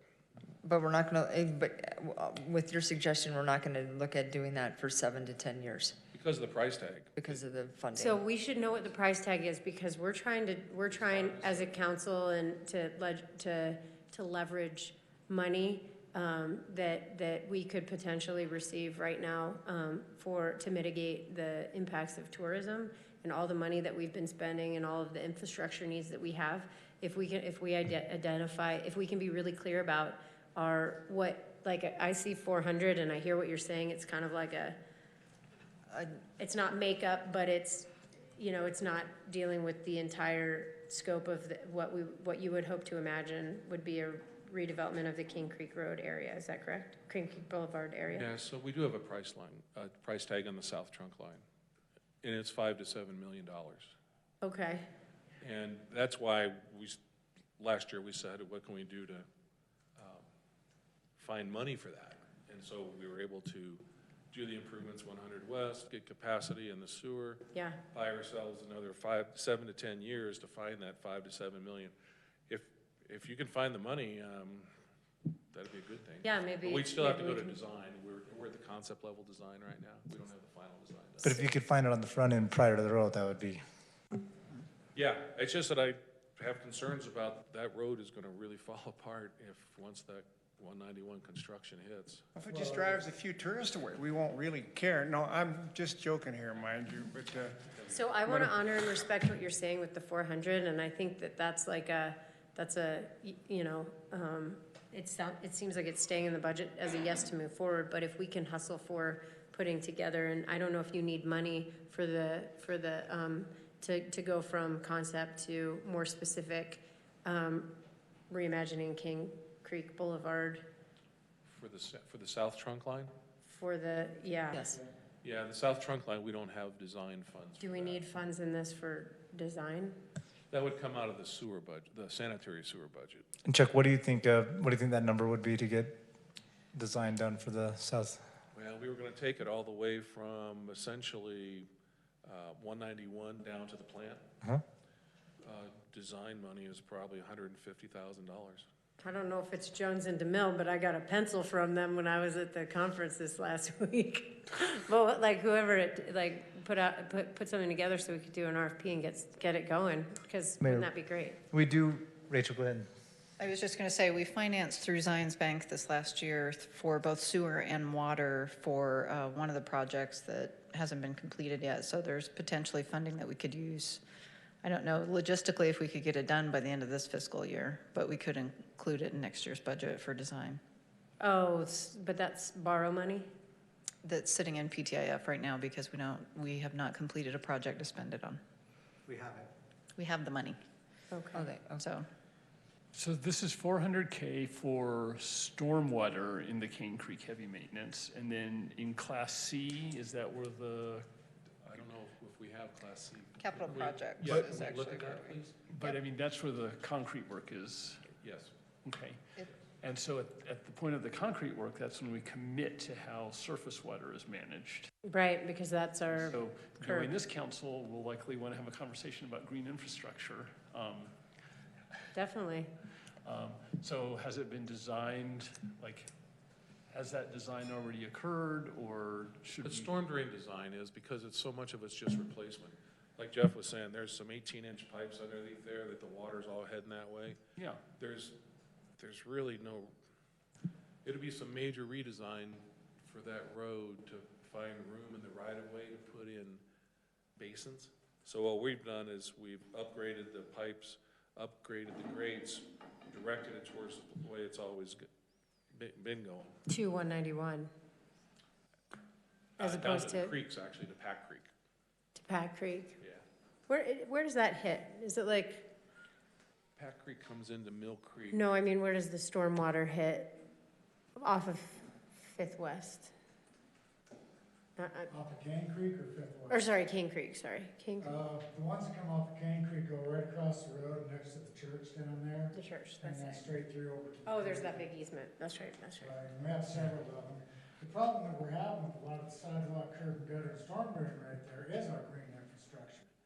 We've got sycamores growing, and they're in a 2-foot, 3-foot easement, Oh, yeah, and they've got 25-foot of root on them, yep, and they're taking all the sidewalks and buckling all the sidewalks, destroying dry pans, yep, and they're going down into the storm drains that was run underneath the easement right there.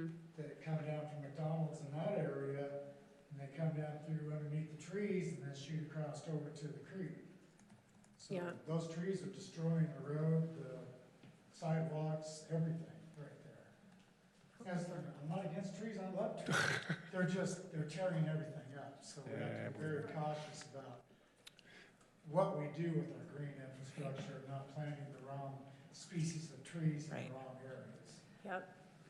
Chuck, I can write you as a reminder, but would you be so kind enough to send me, and well, you may have already given it to us, links to the south sewer trunk line and you know, the city's anticipated expansions for sewer and stormwater and that kind of thing? Because I know you've showed us these things at different presentations, but now I've lost the links to them. And every now and then, like now, I'm thinking, I'd really like to see a map of where the south trunk line goes.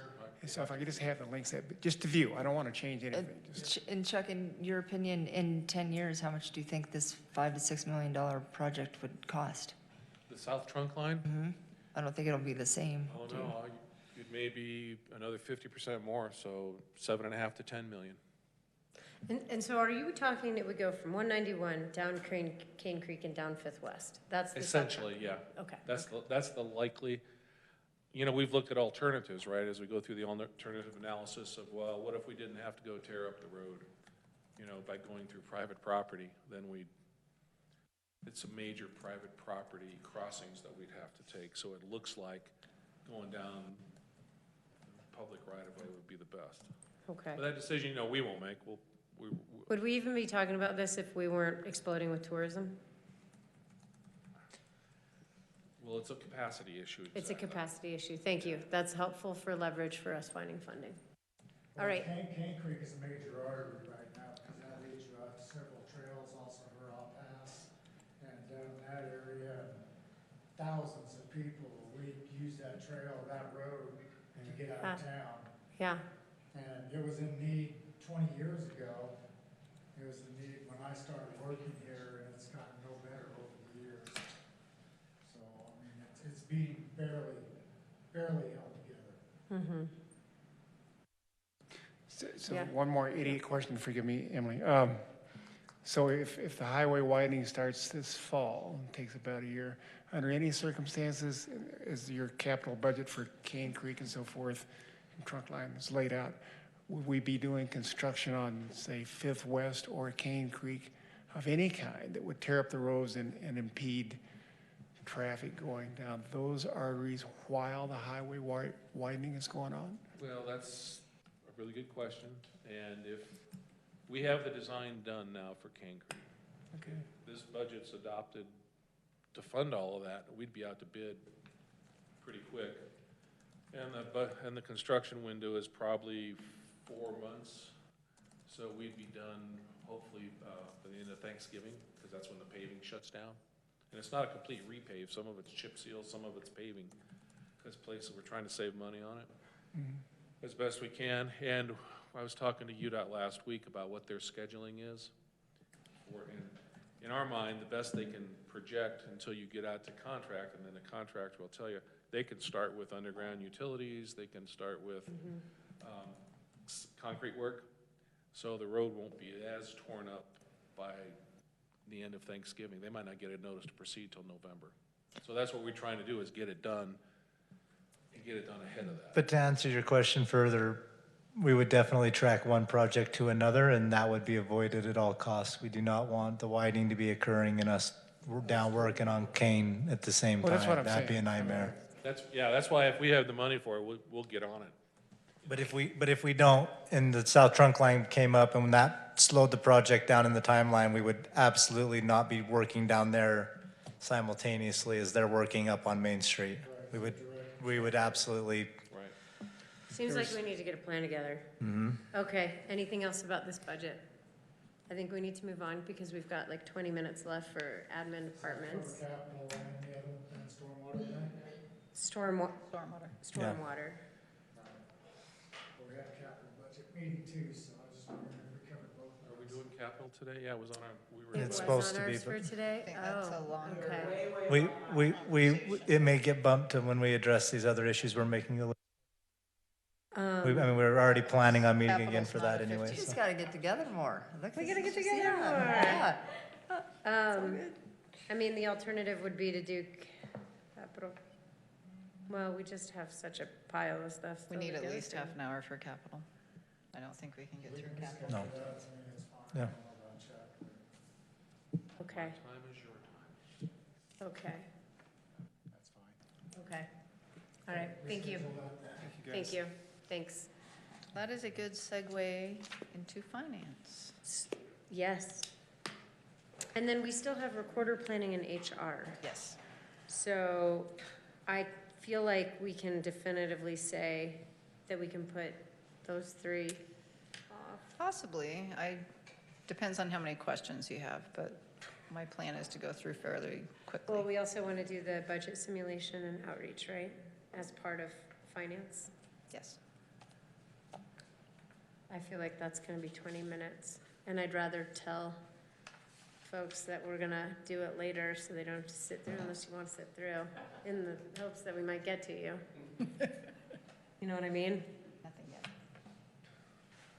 I think it's safe to say that, well, I mean, Recorder's here whether she wants to be or not, but we could say that public safety, capital projects, planning, HR, and Recorder could be put off. And into another executive, I meeting. think, was part of that as well. And admin, yeah, Yes. So elected officials. yeah. So we'll do that at another meeting. Okay.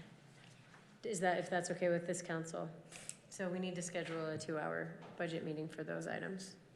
And then, so then we're gonna finish today with finance, outreach, budget simulation, and scheduling. Okay. Because I feel like all of that time that we just took was really important. Do you all feel that way as well? I'm just cold. You're just cold. Thank you all. See you later. Again. Again. Thank you, Marcy. Okay, Rachel. So welcome to our newly formed finance department. Yay! I'm just going to walk you through a couple of things quickly that I thought might be helpful just to give you a little perspective. You hear in our audit every year separation of duties, and in smaller communities it's hard sometimes to have the clear separation of duties for checks and balances. This just kind of shows you revenue coming in, expenses going out. So the separation that we have right now is that the treasurer's office, which is part of the finance department, and these are just financial duties, not inclusive of all of the duties that either of these departments function with, but treasurer's office does accounts receivable, utility billing, business licensing, and investment, represent dollars flowing in. The recorder's office is responsible for accounts payable, procurement, contract administration, representing dollars going out the door. So that is how we currently achieve separation of duties. The addition of the position of finance director also helped further segment that with oversight of both accounts receivable, accounts payable, and then also bank statements. So the idea there is that the person that's giving the oversight, the coordination, and the reconciliation does not have any authority to receive funds or disperse funds. So I can't write checks, I can't take money in, but the two department heads, city recorder and city treasurer, function independently doing that under the oversight of finance. Activity, just to kind of give you an idea, each quarter we report to Transparent Utah, which is a department of the state of Utah, all of our financial transactions. I put this up by volume. It's not representative of at all of dollars. This is just the number of transactions that are involved in both accounts payable and accounts receivable. So you can see that by volume, our accounts payable transactions have steadily been increasing since 2010, right around 16,000 2010, and at the end of 2018, we were around 42,000. Which is representative, I'd say, of how busy we are as a city, because as departments are growing, services are expanding, we're offering more to the community, we're writing more checks, we're conducting more transactions in the community. With accounts receivable, it stayed fairly constant. It did take an upturn from 2010 to 2012. That's not representative of dollars. Our revenues are on the increase. However, a sales tax transaction is a sales tax transaction. It's one transaction, whether it's $20,000 or $400,000. So this does not represent our financial position. This is just to give you a sense of kind of activity for those two functions. And that's a receivable from the state, right? So we're not getting every sales tax dollar paid. We're not depositing. So this is all accounts receivable, so it includes utility billing, business licensing, as well as the funds that are remitted from the state for sales tax, for all of our sales taxes. I'm just saying those funds come in big check. Yes, one transaction. We're not collecting those. No. Big check. Big check. Big deposit, actually. So this is the current staffing right now for financial functions within the finance department. We have 3 FTEs. We have a part-time intern right now that is temporary, so that position's not included in the FTEs. Recorder department has 2.5 FTEs, and that is the new configuration since we have split out HR from that department, and then also removed the financial oversight duties that were previously part of that job description that now are part of the finance director position. I'm sorry, who is the deputy recorder? Jamie Hulsey.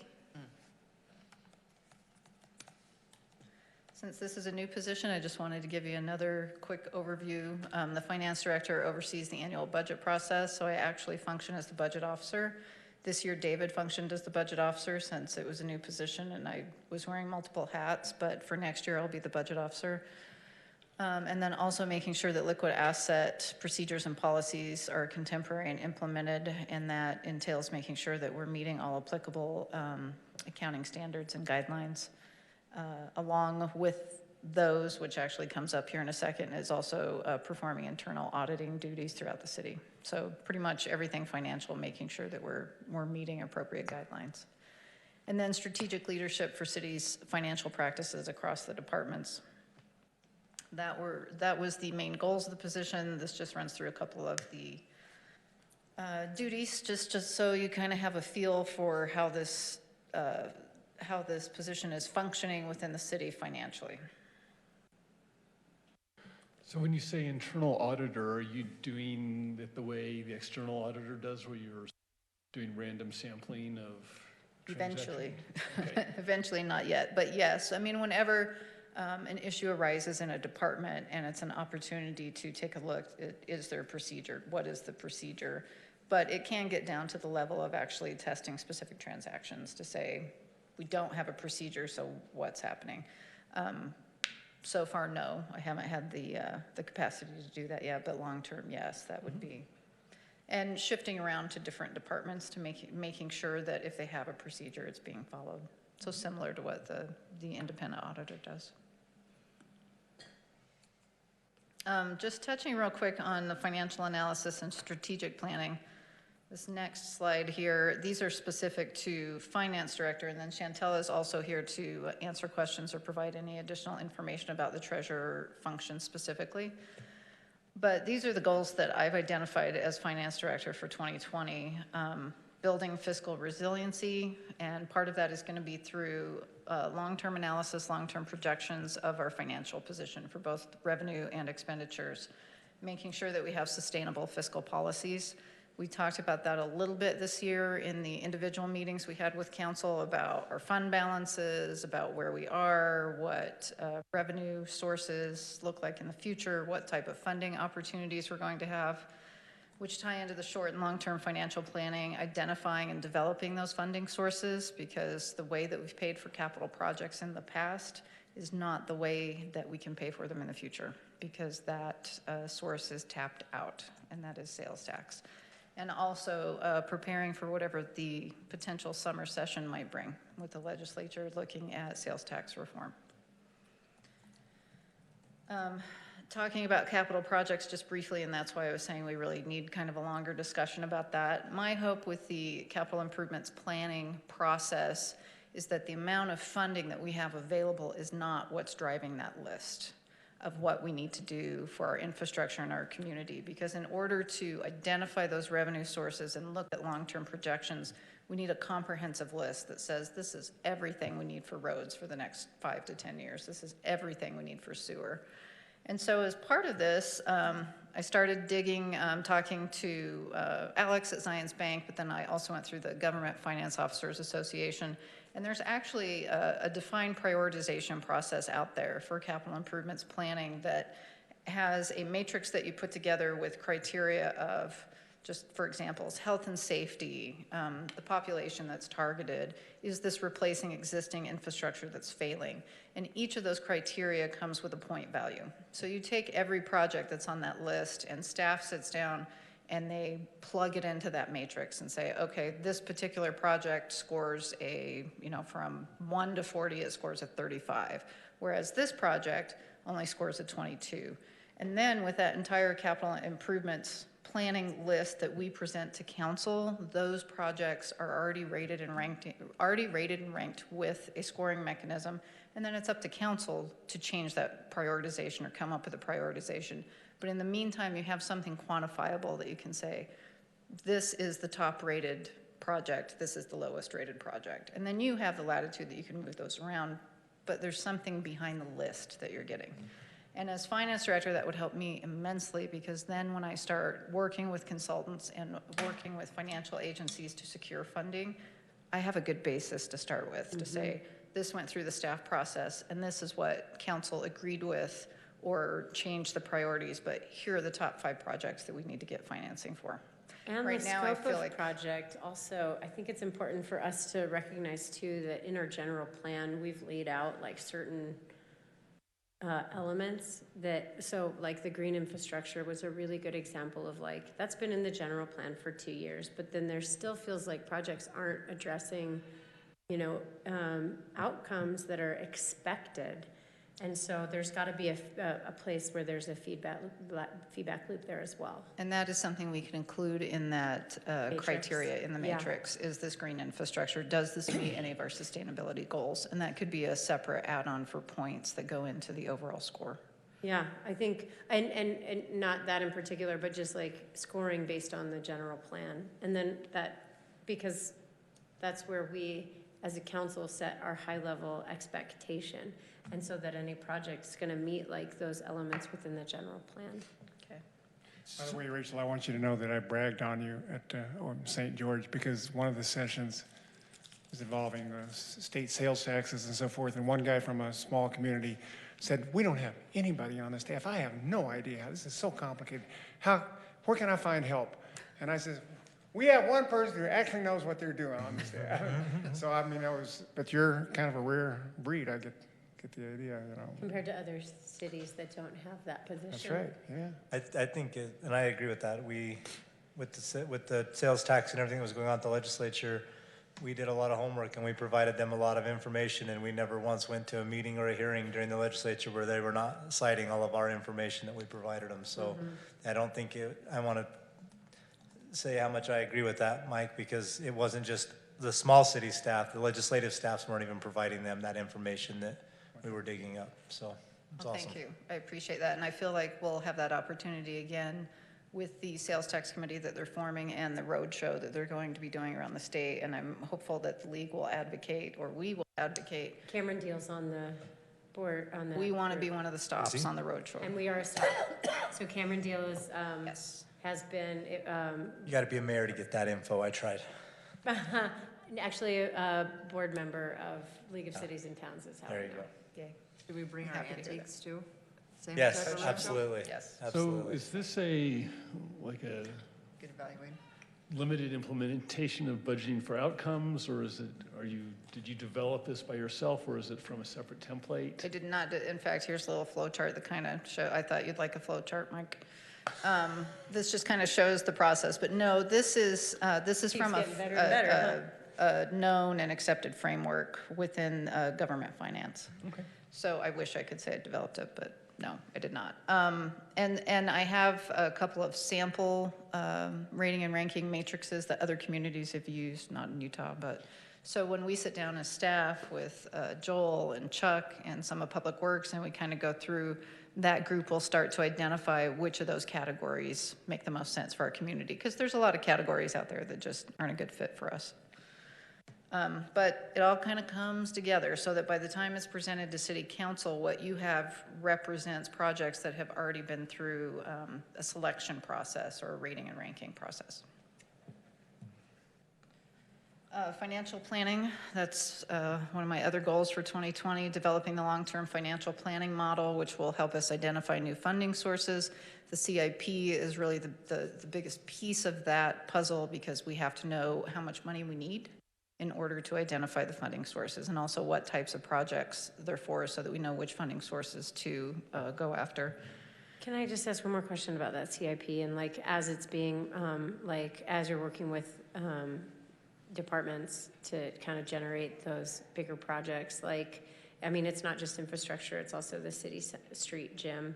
There's like, there's the like Band-Aid, there's the like 10-year, and then there's like the big dream. And I guess I just want to say that right now is a really good time to have big dream. We can always scale back from big dream, but specifically because of the articles that we're seeing in the paper, the conversations I'm having with different departments within the state of Utah, I think this is a really good time to dream big. So hopefully we can encourage that. I agree. And we just had a meeting last week about our water impact fee study, and we asked the consultant to include in some infrastructure that, for that particular study, we have to look out to 2060. So it's nice to be able to have that longer perspective as well. Oh, that's good. Econo West, I'm sure you've heard their name before. We've been, David contracted with them, and we've been working with them on a 10-year financial plan, so we're getting closer to finalizing that. They had a draft available for us actually back in January, and that was right when I started the position. So they're still waiting on some feedback from me, but I hope to have that on a council agenda in the next several months to present their product for our 10-year financial plan. Is that going to include any additional potential taxes? They have some areas that they've identified that potentially could, but it's nothing new. It's not a new source that we haven't already talked about. They don't get in depth. It's just identified. Property tax is one of the sources that they've identified for specific projects. Okay, that's what I was wondering. And then presenting a debt management policy to City Council. I'd like to do that in the next 6 months. That serves a couple purposes. One, it just sets out as the governing body what our policy should be for taking on new debt, when we would go into debt, why we would go into debt, what types of projects we would go into debt for, what security we would be using for debt. So what type of revenue streams do we want to pledge to a debt versus revenue streams we want to reserve for operations. That's great. The other thing that will help us with is our bond rating. So at the point that we are ready to finance through a bonding mechanism, that is one of the things that lenders will look at to make sure that we have a sound debt management policy in place. Actually, that latter is a great idea. In other words, that's, I'm going to be asked, well, what percentage of our total revenue stream was going to be going to paying off debt, interest, and that sort of thing. And what you're telling me is I don't have to worry about it too much because, Mike, because before I'm going to get worried about it, the financial institutions are going to get worried about it. Yes. And they're going to start charging us more, so I can just watch them instead. But basically taking just a very well thought out approach each year when we're putting the budget together about which pieces we're financing and what that debt looks like long term. And is it precluding any opportunities in the future for other projects that just giving us an overall picture. And then the third goal is just making sure that the finance department can provide you as decision makers and department heads and administration with the financial and data, the financial data and information to help you make better decisions, help us create better policies, and overall ensure that we're going to have fiscal resiliency. Sorry, I cut out for a second. I thought you were cutting me off. No. 10 to 20 years, but as far into the future as we can ensure, and engaging the staff and citizens in our financial process, which this year we got a little bit of a start to with budget. But before I go to the budget simulation, I had Chantel come because treasurer is an important piece of the finance department. And are there any questions or follow-ups or anything specific to the treasurer function? Not for me. Well, Chantel in particular was interested in the medical marijuana stuff because she's told us that there are new questions are coming down the road. So is there anything else that you'd like to talk about that's late breaking, that's new and different, you know? No, I don't think there's anything else. That was just in the licensing portion. Yeah. For businesses that are coming up that we're already getting requests for, so. Go ahead, Pam. So it's 2:00. I know. What do you want? I think I want to say we're done only because we said we were going to have a hard stop at 2. Okay. So, and I did not get enough time to play with the simulator. Okay. So this will give us an opportunity to all simulate ourselves. So my question is, the public hearing's on May 14th. So it would be better to, if we want to use this for the community, to offer some feedback to get that out in advance of the public hearing. What time frame do you think is appropriate? Well, let's pick our next meeting time because maybe that'll help. So next week of Monday the 6th, are there any blackout dates for this council? Ronnie should be back. Oops. Tuesday, you guys are scheduled for the shuttle study with the county at 2. And I think that David and I will be gone Thursday, Friday for sure, possibly Wednesday afternoon. Can we do, Same time? Like 12 to, or Monday? maybe 11 to 1 on Tuesday? What's Before better for the you, Tommy? I'm not taking any more vacation time for budget. Oh, So I right. will just watch. So 12 to 2 That's or fine. 11 to 1? Karen, you like 11 to 1 better? Well, I mean, the shuttle meeting's at 2 o'clock, so it'd be running from, is it here or is it It's at the county. at the county? Oh, I thought you were saying do it Monday. Isn't No. today Monday? Yeah, I mean, I'm sorry, so do it Tuesday, same day. What if we did it Monday? I'd rather not, but that's just me. Okay. Put my meetings I know. I'm gone Tuesday, Rachel, so I don't know if Jamie can attend or Eve, if that works. Eve will be back, so. Okay. Tuesday, I have a meeting at 11 to talk TRT with John Curtis's office, so I can't do Tuesday lunch. So Monday's better for me. I can do either. You were talking about the county shuttle meeting, is that what we're talking about here? Is Tuesday at 2? Tuesday, too. Yeah, I had planned to, first time go down to San Juan County's commission meeting, just to check it out and see what it's like and do my citizens to be heard thing and say something nice and say, hey, let's talk, that kind of thing. But anyway, if I do that, I can't make the county. The Tuesday. So Monday. Let's do Monday then. Okay, so Monday, Same time? noon? 6? Yes. 6? So, Monday, May 6th, from noon to 2. Summer, when you create an agenda, can you create a invite for this council? Because I know that Ronnie, there was a meeting and there was confusion, and I know that's something that David has done. Okay. But a calendar invite helps. Yeah. And then, so like, we could do that for the shuttle. I just noticed it wasn't yet on me, because of that. And then we can do that for the 12 to 2 for Monday.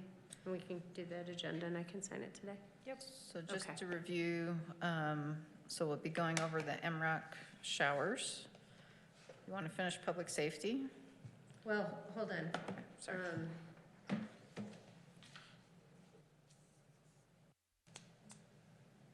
So, it's important to get the administrative stuff done as well. Recorder, planning, HR, So would you like to start with that? I think so. Okay. Or maybe back with you, budget simulation, Okay. recorder, planning, HR, admin. And executive. I guess I'm just calling that admin. Because what about, like, admin is sustainability, communications. I mean, that's its own department, right? Yeah, but executive is elected officials, so just do all that together. Admin and executive, yeah. Okay. And then public safety capital projects. Is Chief Winder? I just was told he's gonna be gone. He's so- gone. He is gone. He's gone. So his pilot program, I just would really love to know where we're at.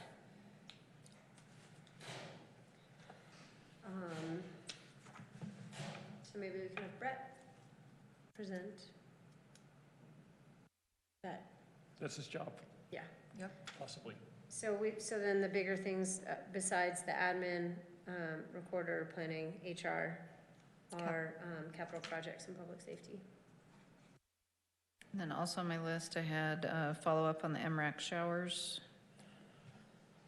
Gallons saved per dollar But spent, or that's some not type for of the analysis. budget. Yeah, That's Don't want it, just- okay. No, that's just, yeah, sorry, that's Okay. just to follow up with follow-up information. That's And not the just recreation director position, is that just a follow-up item also? I think that is going to be discussed when we're talking admin because of the assistant city manager versus recreation. Versus the blend. And it would, yeah, versus the blend, and it would be good, Joel, to know from you what you think at that time. And I guess, is there a motion to adjourn? A motion to, yep, Go ahead. no, I motion to adjourn our budget meeting at 2:08. Thank you, Karen. Second.